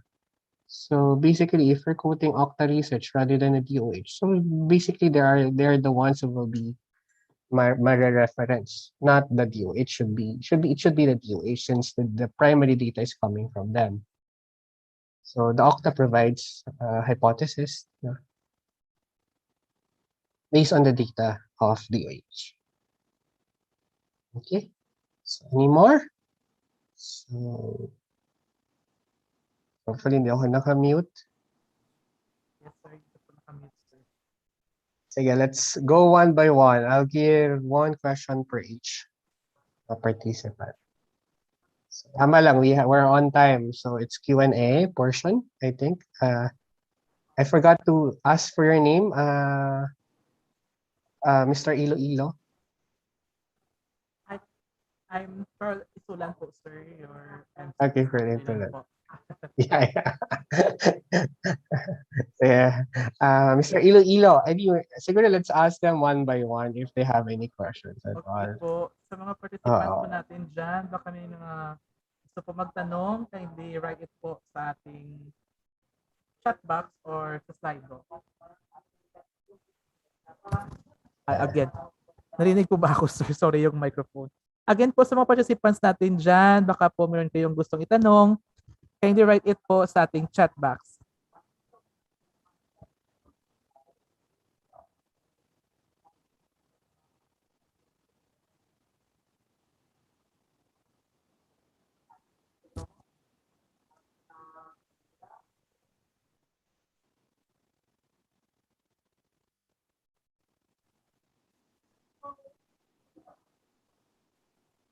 Again, you are free to ask our guest speaker.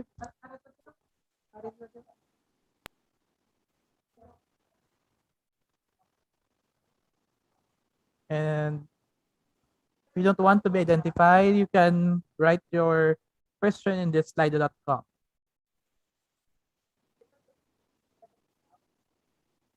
So please, if meron tayong katanungan or gustong ipalinaw kay Sir Sanchez, it's your time po. So, write your questions na po. Thank you. Yes, then you have my email and you have my contact details, so you could get in touch with me anytime.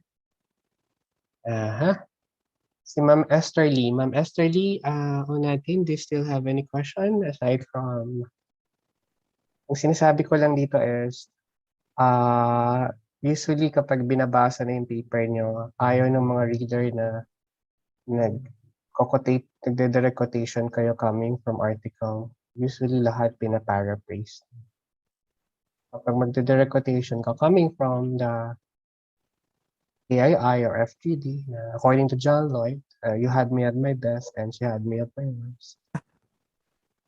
Coming from your, and then always make sure that in research ethics, you just make sure that you will not identify the participants. You could, usually I'll cite the age and the sex.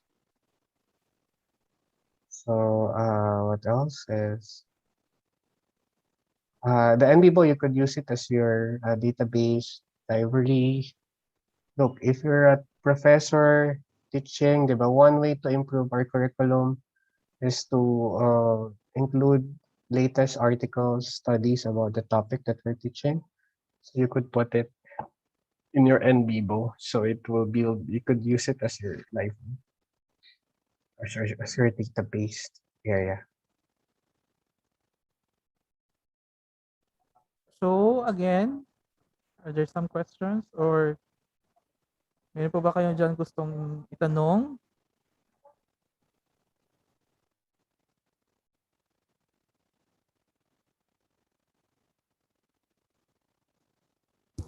Okay, sir, we have from Ma'am Esther natin.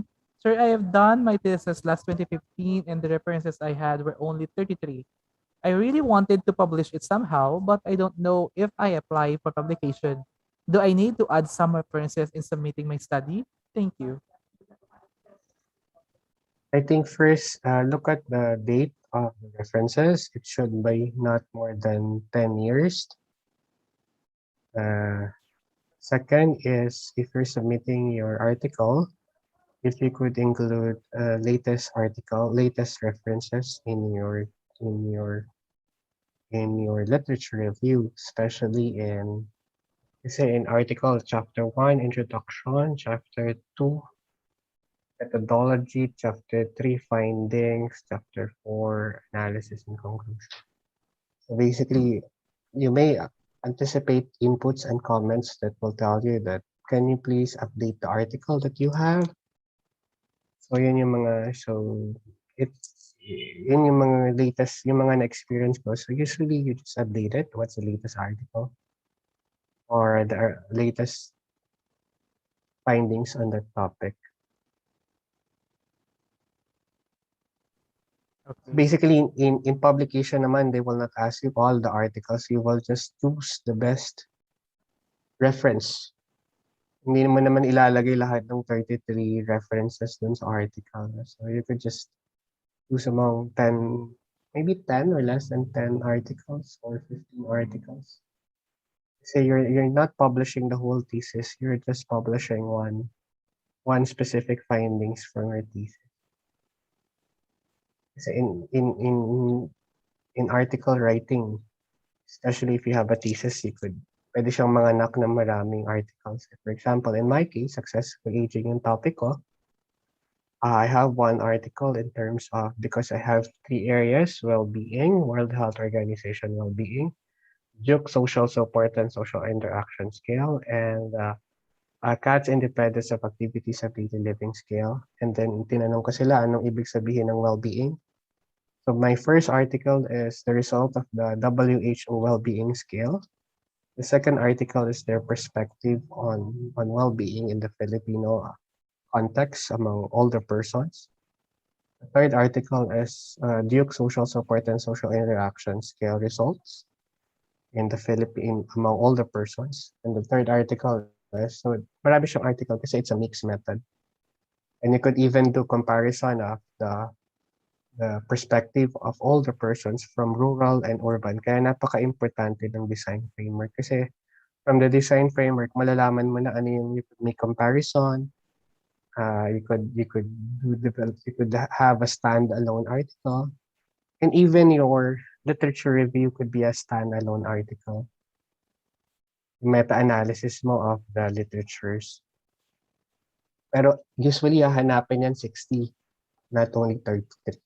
Yun yung requirements ng iba if you wanted to publish your literature review or chapter 2 review of later RRL as a standalone article. Okay. So sir, so pwede rin po ba yung aking thesis noong 2019? It's all about culture. Can I subdivide it po ba into different areas like language, arts, dance, festival? Para po ba magkaroon ako ng different article?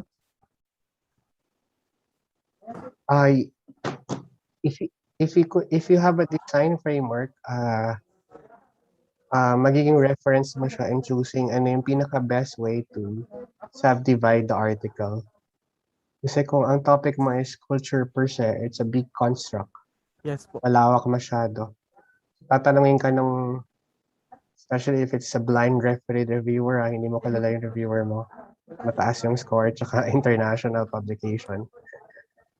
Anong aspect ng culture yung ginawa mo dito sa study mo? And then second answer sa'yo, ano yung methodology mo? Ano yung method of data collection? How did you come up with these findings? So, ganun siya. Actually, sir, it's only a descriptive study. Tapos, it's all about the culture here in Iloilo City po. Anong aspeto ng kultura? It's either music, it's either... I couldn't po, sir, sa mga domains po ng aking study kasi po sa questionnaire ko po, I classified it into different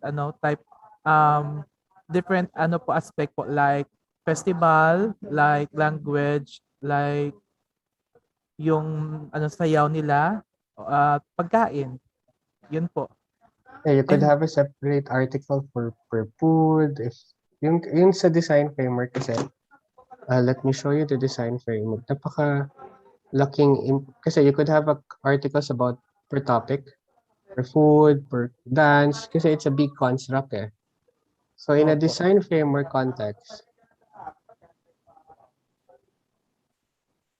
dito pa lang in the start of your research, you could see the design. You could see for example, you could look at the units as an analysis. For example, for me, I wanted to compare the perspective of urban and rural aging. Respondents, I wanted to compare the differences between age or gender, male and female respondents.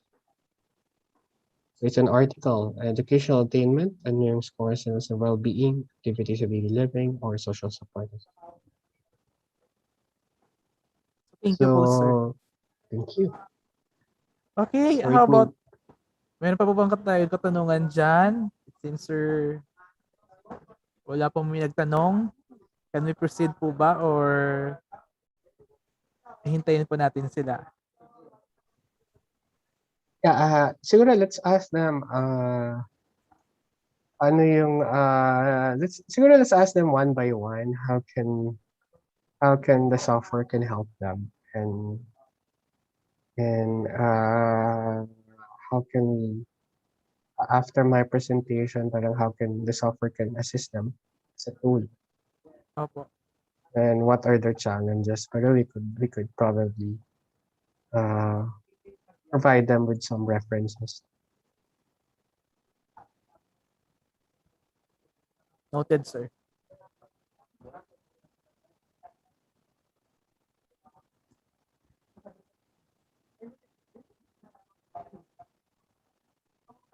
So, again, participants, if you have questions po, Mm-mm. sir, what would be the difference of NVivo to Mendeley? Are you familiar with that, sir? Yes, Mendeley is a referencing tool. So it's just like in NVivo you have Mendeley, you have Sotero, Ah, you have RecRex. For example, is you could import. Can you see? You could import here. It's a bibliography tool. CitaB. So CitaB is our latest product. It's just like Mendeley. CitaB is used by academics from Europe. So we are the sole distributor of CitaB in the Philippines. You have Mendeley, you have EndNote, Zotero, and RefWorks. So just like for referencing tool, it's just like you're building your library, you import uh, import the data. It's for citation. okay. Para hindi ka na babalik ulit. Kasi ang ginagawa ko sa citations, lalo if I'm doing APA citation, may reference na ako. So, paano mag-cite ng book, ng journal article. So, doon kapag may Mendeley, may CitaB ka, sorry, automatically, i-click mo na lang yung reference. Siya na yung Reference. mag-aayos ng data, ng Alphabetically, referencing. sir. Yes, doon sa last page, di ba? Pag APA. Mm, So okay. siguro one thing then for those postgrads, napaka-importante din if you focus ka lang kung APA ka lang.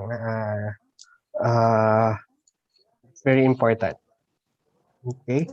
Okay. And cite everything. It's like in the military, yung observe courtesy, you just salute whether hindi mo alam kung mas higher rank siya sa'yo. You just cite everything that you think it's not from you or it's from other sources. It's very important. Okay. Sir, sa citation Kasi po ba dyan, sir, nakaka-categorize po ba dyan, nakaka-categorize po ba dyan, sir? Like, for example, citations coming from the international articles, local articles, or hindi?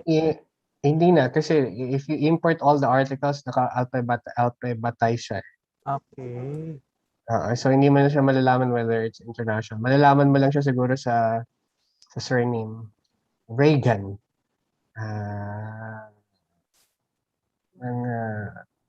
Creswell. Alam mo yung foreign, pero pag sinabi mong Lagan, Prosperosoro, Lanil, Milagros, Onatin, parang ano yan, Mendoza. Ano yan, Pinoy author yan. How about, sir, the category for either from the book or either from journal or either from a website or ano po? Yes, the CitaB software will automatically identify and put it in the reference. Okay. Yung format ng EPA. Okay, sige.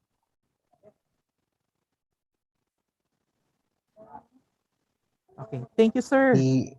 Yes, any more questions para pwede ba kayo magpakita?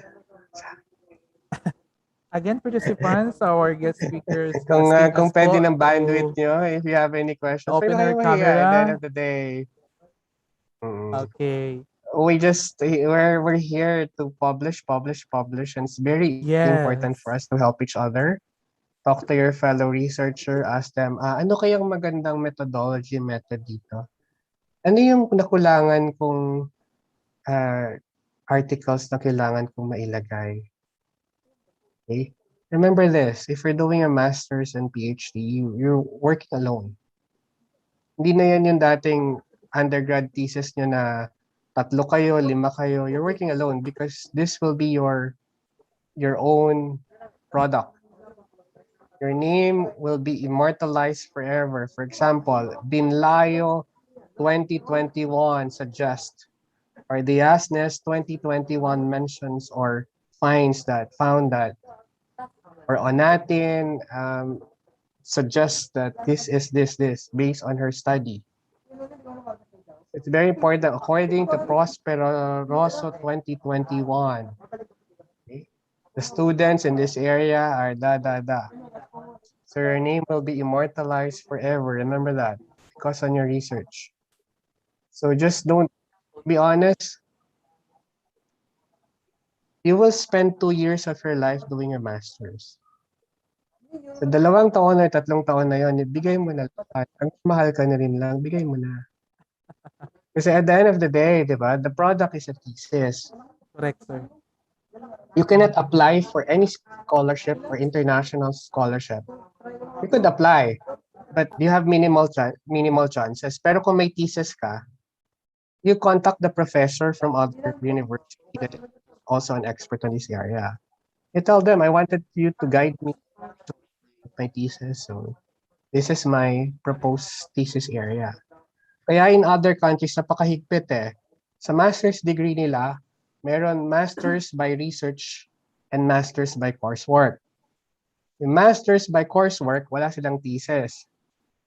Yung master's by thesis, it means mas higher level because they have a contribution they have a thesis or paper that contributes to the body of literature.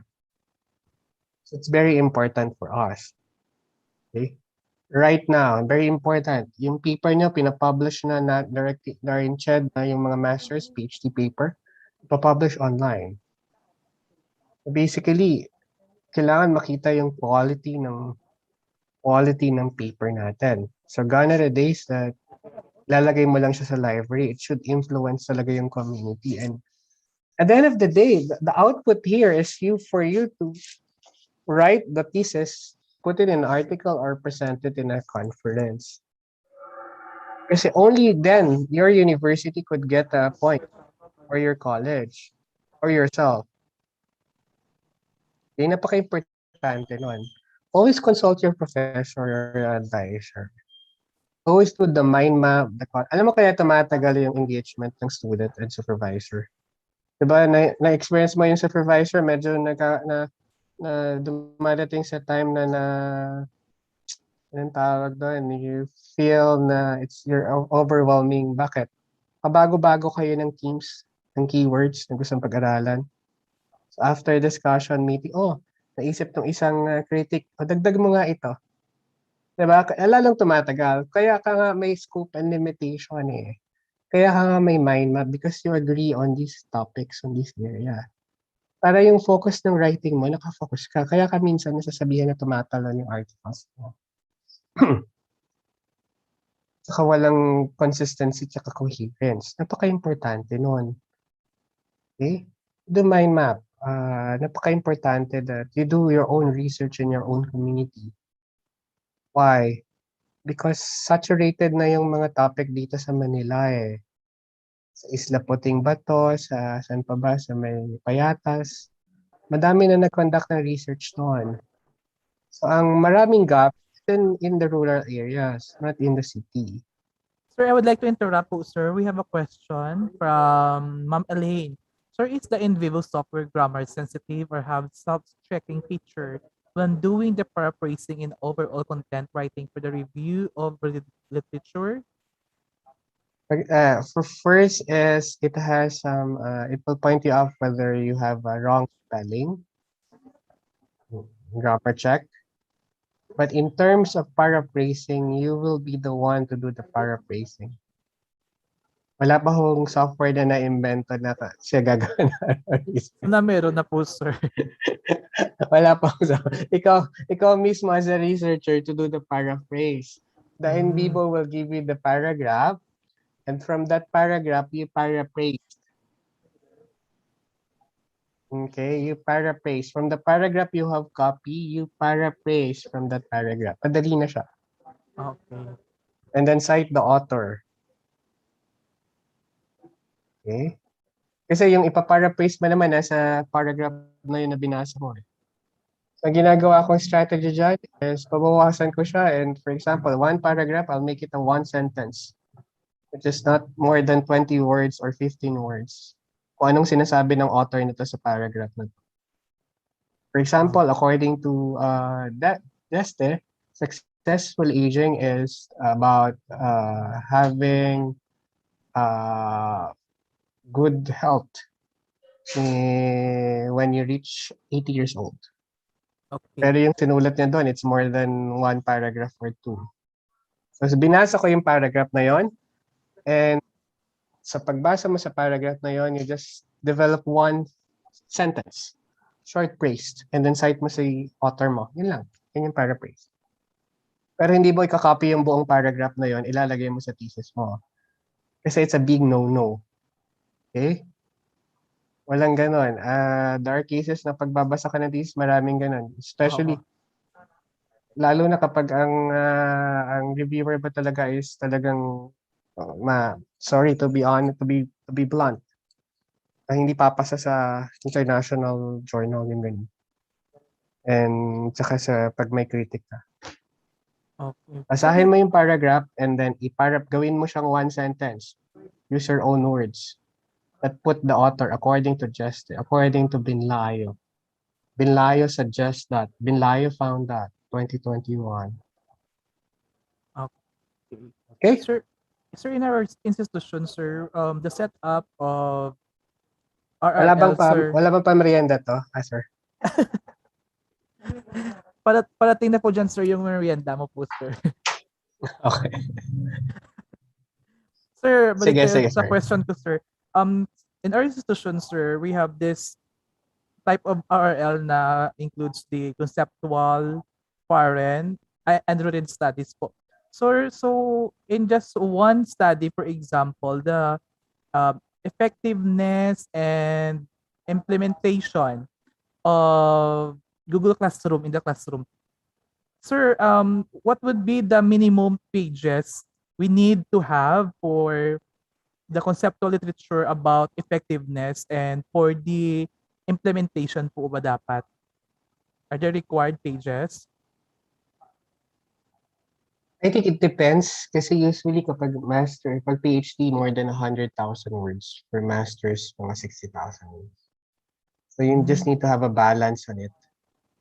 Baka naman sobrang dami ng literature review mo. Yung findings mo is naging 10,000 words na lang. So basically, it doesn't mean na marami kang literature, you have a good paper.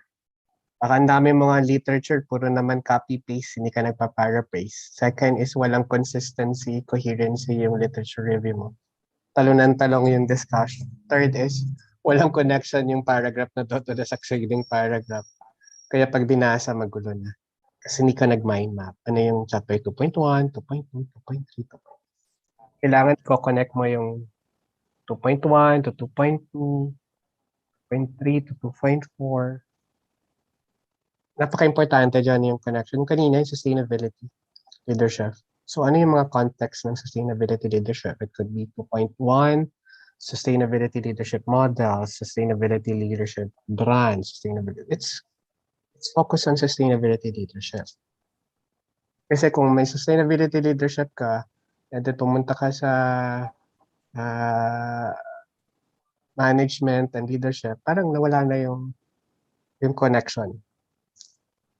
So always look at the connection and always do the per section. Kasi there are cases na pag nagsulat ka ng literature review, ang haba-haba ng Opo. per 2.1 mo, then 2.2 mo, napakaikli na, 2. So hindi, you need to strike a balance and then make sure that in the first paragraph, parang ng pagsulat mo, people will have interest in reading your paper. Okay? Hindi pahabaan to. What I mean is that pag minimum, sabi ng university na minimum 50,000 words, make sure it's 50,000 words. Not including the references. Okay. Ang gusto ko is babasahin yung paper niyo. Okay. Sige, You could look at my name in Google Scholar and you could download some of my paper online, my successful aging thesis. And there are articles that I've made na may bayad. So, ako pa yung nag-iipon sa aking kinabukasan. Para di ba may royalty pays. Joke lang. There are cases na may bayad yung articles. So, there are cases na free. Just type in Google Scholar and download it.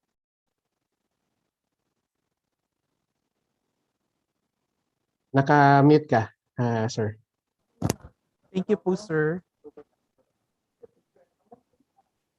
Okay po, meron pa ba tayo diyang katanungan sa ating mga participants dyan?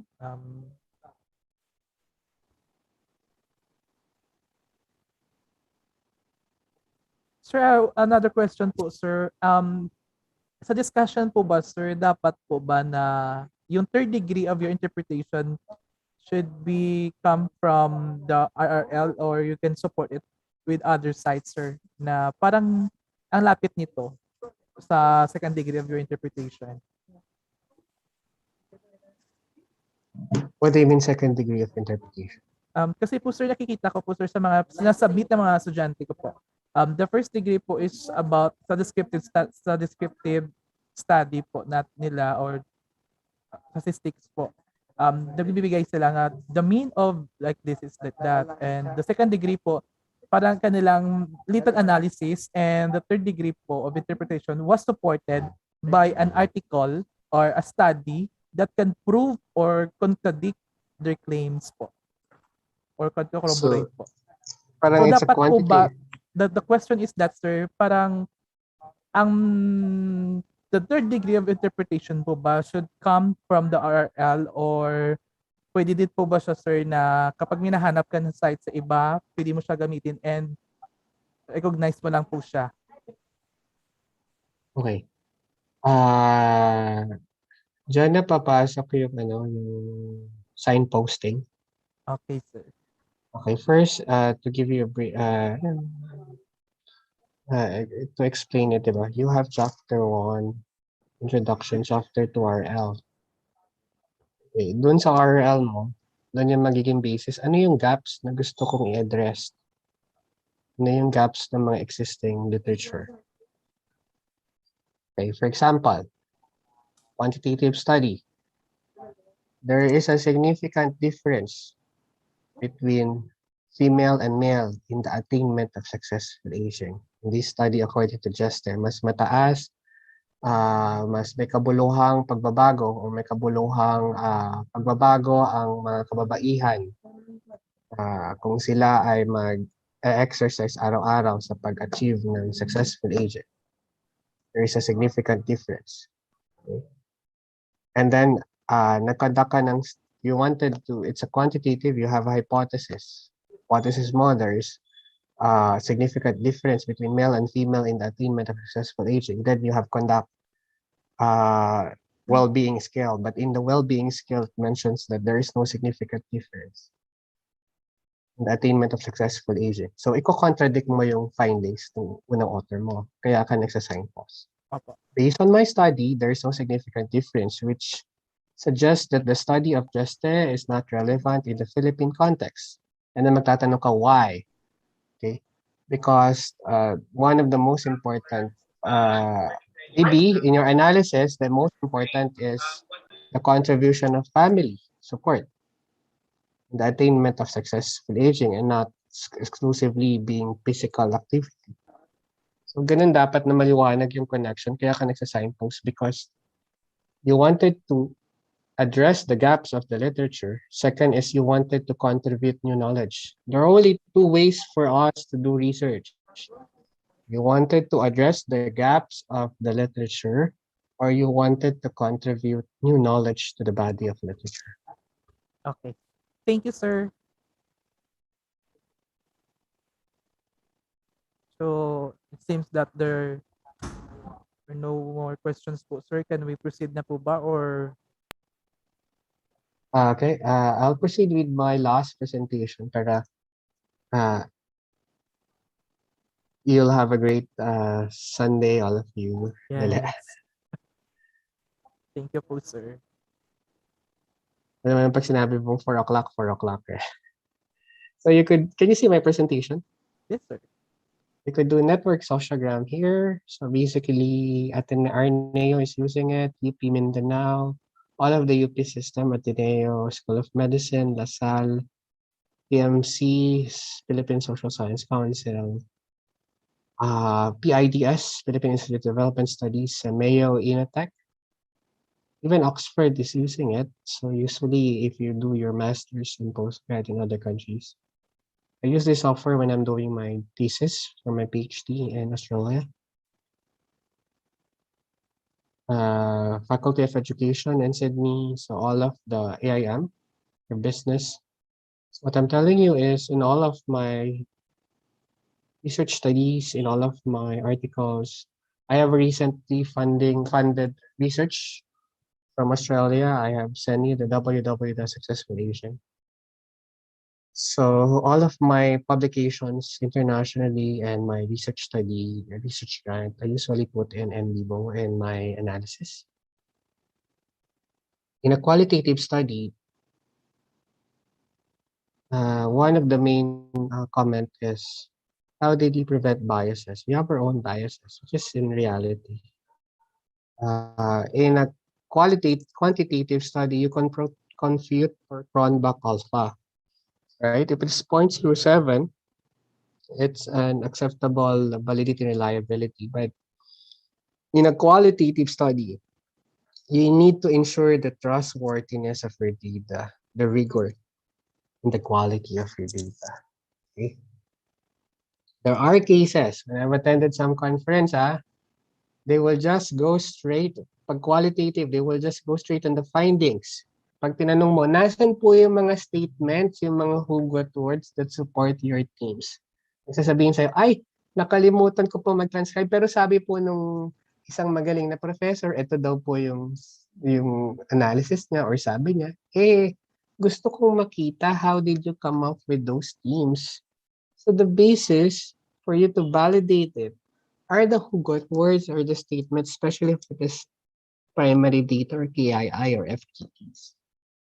Yun yung gustong makita ng mga foreign literature, especially yung mga blind referee. Ano yung statements? Ano yung hugot words that support your findings? Because only through a primary data collection, you could contribute knowledge. Kasi kapag meta-analysis lang yan, you just gather existing literatures and you do the analysis. Okay, so napaka-importante yung mga statements. Bakit pumupunta sa atin yung mga foreigner to do research? Because it's difficult to do primary data gathering in other countries. You will pay them expensive. It's difficult to gather primary data. So napaka-importante yan. So you have the power to do it. Napaka-importante. Make sure na if you do interviews, you transcribe it and toto. Example, kaya ka pala niya iniwan kasi may mas magmamahal sa'yo. You transcribe it on how they mention it, verbatim. And from that, you analyze it, you identify the themes, yung mga keywords na ginamit nila. So, napaka-importante yun. So everything I do, I put NVivo in my methodology section. So in my study, in my books that I've written, so basically, this one. So we're also the user of PictoChart. PictoChart is for social media posters. And my company is also the sole distributor of PictoChart. The CitaB is for referencing. So this is the address of my company. So if you will be in Manila in QC, let me know. But I want open an NVivo garden in Bulacan, so you could visit it anytime. For NVivo users, you do coding and analysis. With that, thank you for your time. Diyos mabala sa gabos, dagang salamat, happy NVivoing, and these are my contact details. Thank you, sir.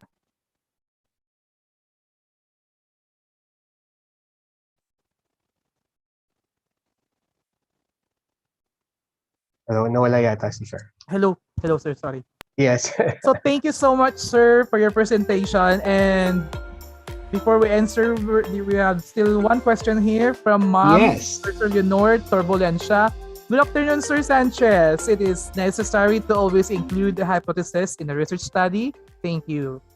So, di ba, in stat, you have descriptive and inferential statistics. It depends on your research question, whether it's could be answered by a mere descriptive study, or it could be answered by a hypothesis or inferential stat. If you wanted to look into the significant difference, for example, between male and female, so you need a hypothesis. It's just like a description, di ba? You describe looking at using your eyes. How many respondents? How many percentages are just between male and female? You describe the data. You describe the respondents. You describe the variables or the units. While if it is a hypothesis, okay, ang gumagana na yung I think yung tama is meaning ko yung brain mo. You just hypothesize whether mas mataas ba yung well-being ng male or well-being ng female. So you need to find out this hypothesis. So whether there is a significant difference between the two. Depends. But if you just wanted to do ilan yung pumasa ng well-being sa male and female, ilan yung respondents ko, it's just mere descriptive stat. So you go back to the research questions you wanted to answer, whether it could be answered by a descriptive, a mere descriptive, or an inferential statistics. Okay. Sir, another question from Sir Roberto Lizardo.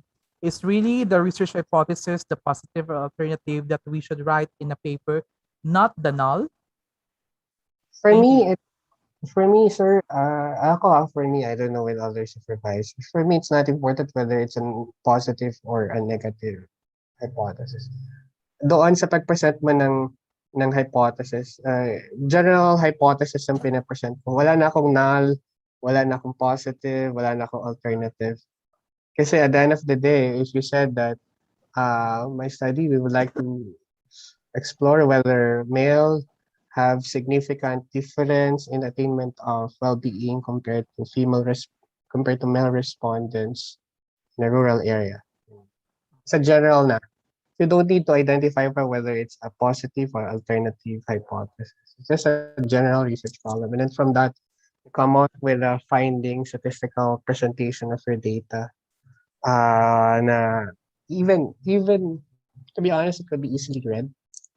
You just identify how to present the descriptive, the inferential stat, and then from that you analyze that based on my analysis and research, there's no significant difference, so it contradicts the study of this X about this. Then you try to find out why. It could be answered by a qualitative study. Kasi kapag ikaw na nagsabi ng why, it's your analysis na, personal analysis. Pero kung may why ka na question at mixed method ka, kung nag-explanatory mixed method design ka, in a mixed method study lang, just to discuss it. You have exploratory, explanatory, convergent design.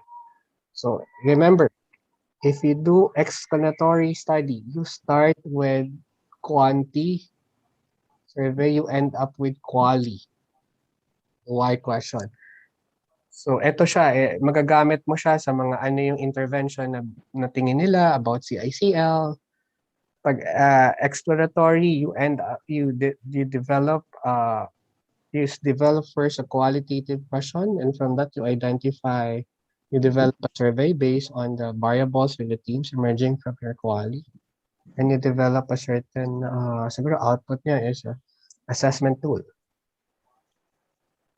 Convergent, you just convert both databases, quality and quantity. And NVivo can help you a lot with this one. And for referencing, you have to be. Okay. Are there some more questions? Again, at participants, you could also use the slido.com to raise the questions or write down here in a chat box. Sayang. Bigyan ko sana ng free software eh. Kaya lang ayaw na magtanong, Sir Mr. Iloilo. Ako na lang po sir magtatanong para may free Hindi, po akong okay na. software. I am interested po Ano sir ka sa daw eh? NVivo. Exempted ka daw.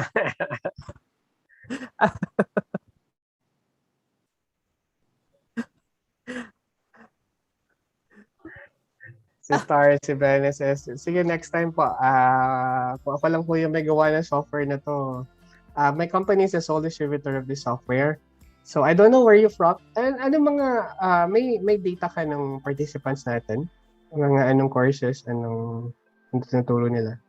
Yes po, we have data po sa ating participants, but most of them are teachers and or heads or coming from the regional office po sir ng DepEd po or SUC. Okay, so DepEd, napaka-importante yung context niyan eh. So ang pinaka-focus mo is education. So basically, gagawan mo siya ng mind map in terms of adapting to a new normal, the issue of cyberbullying in school, the issue of acceptability ng yung math lessons. So maraming research opportunities for teachers. So napaka-importante niya. Always talk to your supervisor to guide you kasi magaganda yung mga research topic nila eh. Ang challenge mo lang yung guidance. Napaka-importante. Yung supervision ng supervisors, no? Because they will guide you in the right methodology and method. Ganda ng topic. Pero pagdating sa methodology and methodology section, nawala na sila. Nagkalabo-labo na because you need to guide them step by step at the end of the day in getting those findings. Kasi at the end of the day, you still have ang advantage mo is you have sample respondents na eh. Doon sa area mo, sa barangay mo, sa elementary school, high school, yung mga students na doon, either parents or either sa community or fellow teachers. So at the end of the day, always make sure that your paper will have a significant contribution in education, in elementary, high school, or whether you're teaching history or alin panlipunan, or significant contribution in the community. So, because one way or another, you need to write a certain 2 pages about its significant contribution. Napaka-importante nito. And huwag kayong matatakot sa research sa mga teachers. I know for the fact that my nanay is a teacher and nag-thesis siya, nahirapan siya. Siguro kulang din yung guidance sa supervisor. Kaya hirap na hirap daw siya sa thesis niya. Always consult your supervisor and always consult outside people, outside your supervisor. But you do the basic, the mind map, the concept map, the Gantt chart, the literature review, para pagpasok mo sa supervisor mo, hindi nahihirapan. Kasi to be honest, your supervisor is supervising a lot of students. Hindi niya na malaman kung ano yung pinag-usapan niyo last meeting niyo sa susunod na meeting. Kaya doon sa discussion niyo, nadadagdagan yung gusto ng supervisor niyo eh. But at the end of the day, you as the researcher or as a student, you come up with those basic outputs na. Para you have a guidance na in the development of this of your research paper. And continuously write paper. At the end of the day, yung integrity baga. Kasi kapag nakita, napaka-importante niyan eh. And then, sabi ko nga, magmamahal ka na rin lang, bigay mo na lahat. Pero wag naman lahat-lahat. So, yeah. Okay, sir. Meron pa po dito nagsasabi na ako po pwede may pa free software. Can we have free trial? Me too po, sir. Yan pinagkalangkida Ma'am Richelle, Sir Roberto, at Ma'am Star. Yes, it's in the pinadala kong data kanina. You could download the free trial in that link. Yung sinend ko sa I don't know if I'll try to send it again so you'll have a free trial for this one. So you could have the free trial here and you could get in touch with me. You have my number and you have my email. Okay, sir. Just don't get in touch with me around 11 p.m. Baka I might be doing something. Okay? But I'm very much happy to assist you in any way I could.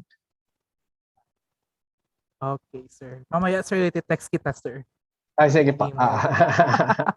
And email pa. And then if you have any questions, just send me an email.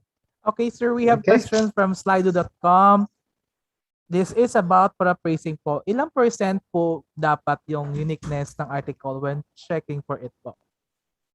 Eh di ba pag niraran mo siya sa plagiarism check, okay, ina-highlight niyan nung plagiarism software mo, yung mga yung mga sinulat mo na hindi ka nag-paraphrase, kaya mataas yung plagiarism content.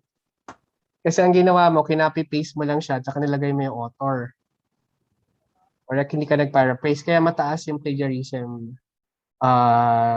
content mo. So, ang kailangan mo lang talaga is paraphrase mo siya and cite the author. That's the most safest way to do it. And make sure that yung consistency ng pagsusulat mo in literature. Kaya tumataas yung plagiarism check mo. Hindi ka nagpa-paraphrase. Kahit na nag-cite ka ng author, hindi ka naman nag-paraphrase, tataas din yung grade nun. So nasa writer nila, aanhin mo yung plagiarism check. Kung wala kang NVivo, wala kang masulat, copy-paste lang. Talaga machi-check ka talaga. So yun yung advice ko. Don't do that, to be honest. Pinaghirapan mo yung masters mo. Yung masters mo, thesis mo, you're proud na pwede mo siyang i-present sa conferences saka sa international journal. It's an additional point sa university yun. Okay. Pero kung hindi mo siya pinaghirapan, eh wala rin. Kumbaga, at the end of the day, baka i-check pa yung plagiarism check man. Madali nang malaman ngayon, to be honest. Kapag binasa mo yung paper, alam mo yung coming from internet sources at alam mo coming from kapag magulo na yung discussion niya, wala nang consistency, wala nang relevance. And then makita mo yung paragraph niya, yung dire-diretso. Alam mo yung kinopy na yun. So madali nang malaman siya without any software. So, sir, I mean po after ng paraphrase yung kanyang regarding po sa tanong ngayon.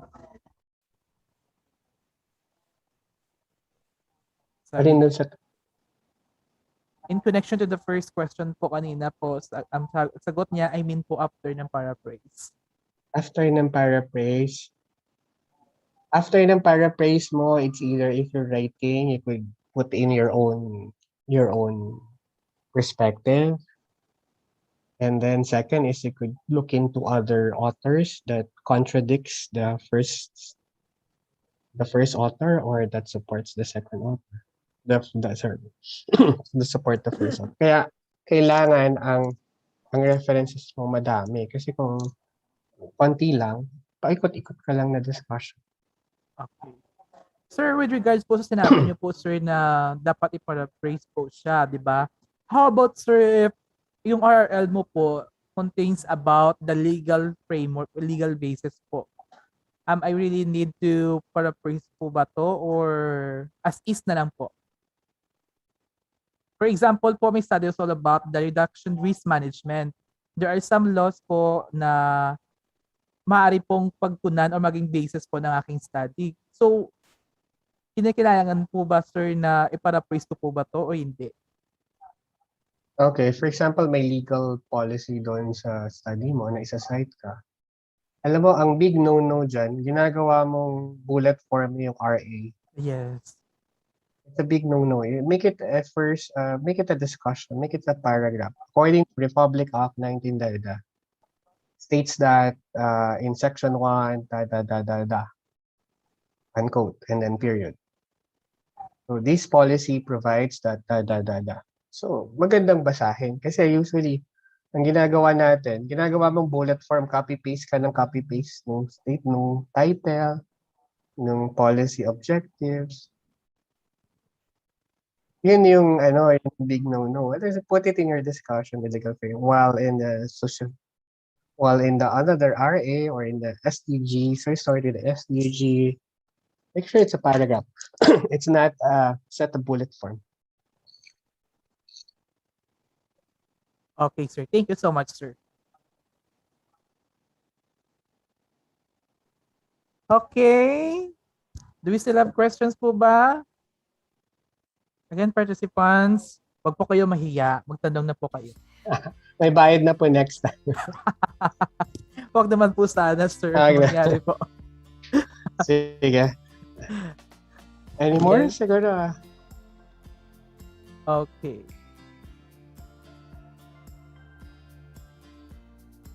Okay. So, sir, I think that concludes your talk this afternoon. It seems that there's no more questions that participants would like to raise about that, sir, the topic. And sir, this time, allow me to present to you a certificate of recognition. PICE I-21 awards the certificate of recognition to Nicamil K. Sanchez, PhD, for imparting his invaluable time, resources, and expertise as resource speaker on the topic qualitative and mixed method analysis using NVivo12 plus software during the conduct of National WarCon for the 21st Century Researchers and Educators with the theme Digitalization and Research in Education, Leveraging the Emerging Trends in Data Management. According this 26th day of September 2021 via Zoom video conferencing live stream on POMI YouTube channel and PICE 21 Facebook page. Signed, Ricky A. Kibinko, MATM LPT, Virtual Conference Director, and Emmy Jan P. Indunila Palmani, MED LPT, National President, PICE 21. Once again, sir, thank you so much. Can we have a photo opportunity with them? Yes, sir. After this, again, this time, I request everyone po sa mga participants natin, could you please open your camera for a quick photo op po?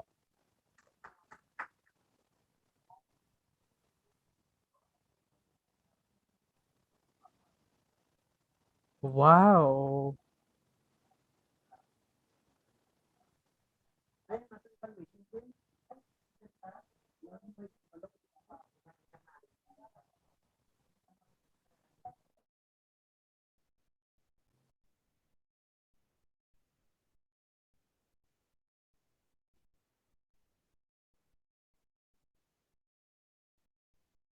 Happy Sunday, everyone.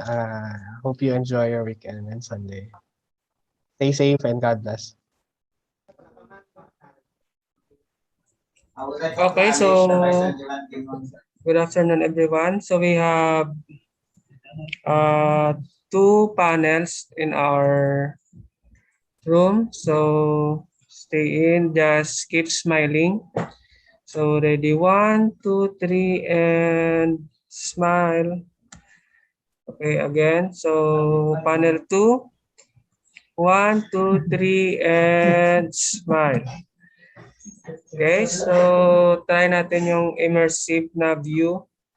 Yung naka-on po na cam, yun lang yung mailalagay dito. Okay, so again, so ready? 1, 2, 3, and smile. So bagong features po to ng Zoom. Naka-immersive. Okay, so yan lang po. So thank you guys. Thanks, guys. Stay safe. God bless everyone. Stay safe and continue doing research. Once Bye, again, everyone. thank you so much to our participants sir. and also to our guest speaker this afternoon, Dr. Nicamil Sanchez. At this time, I would like also to acknowledge the undying support and services of our team.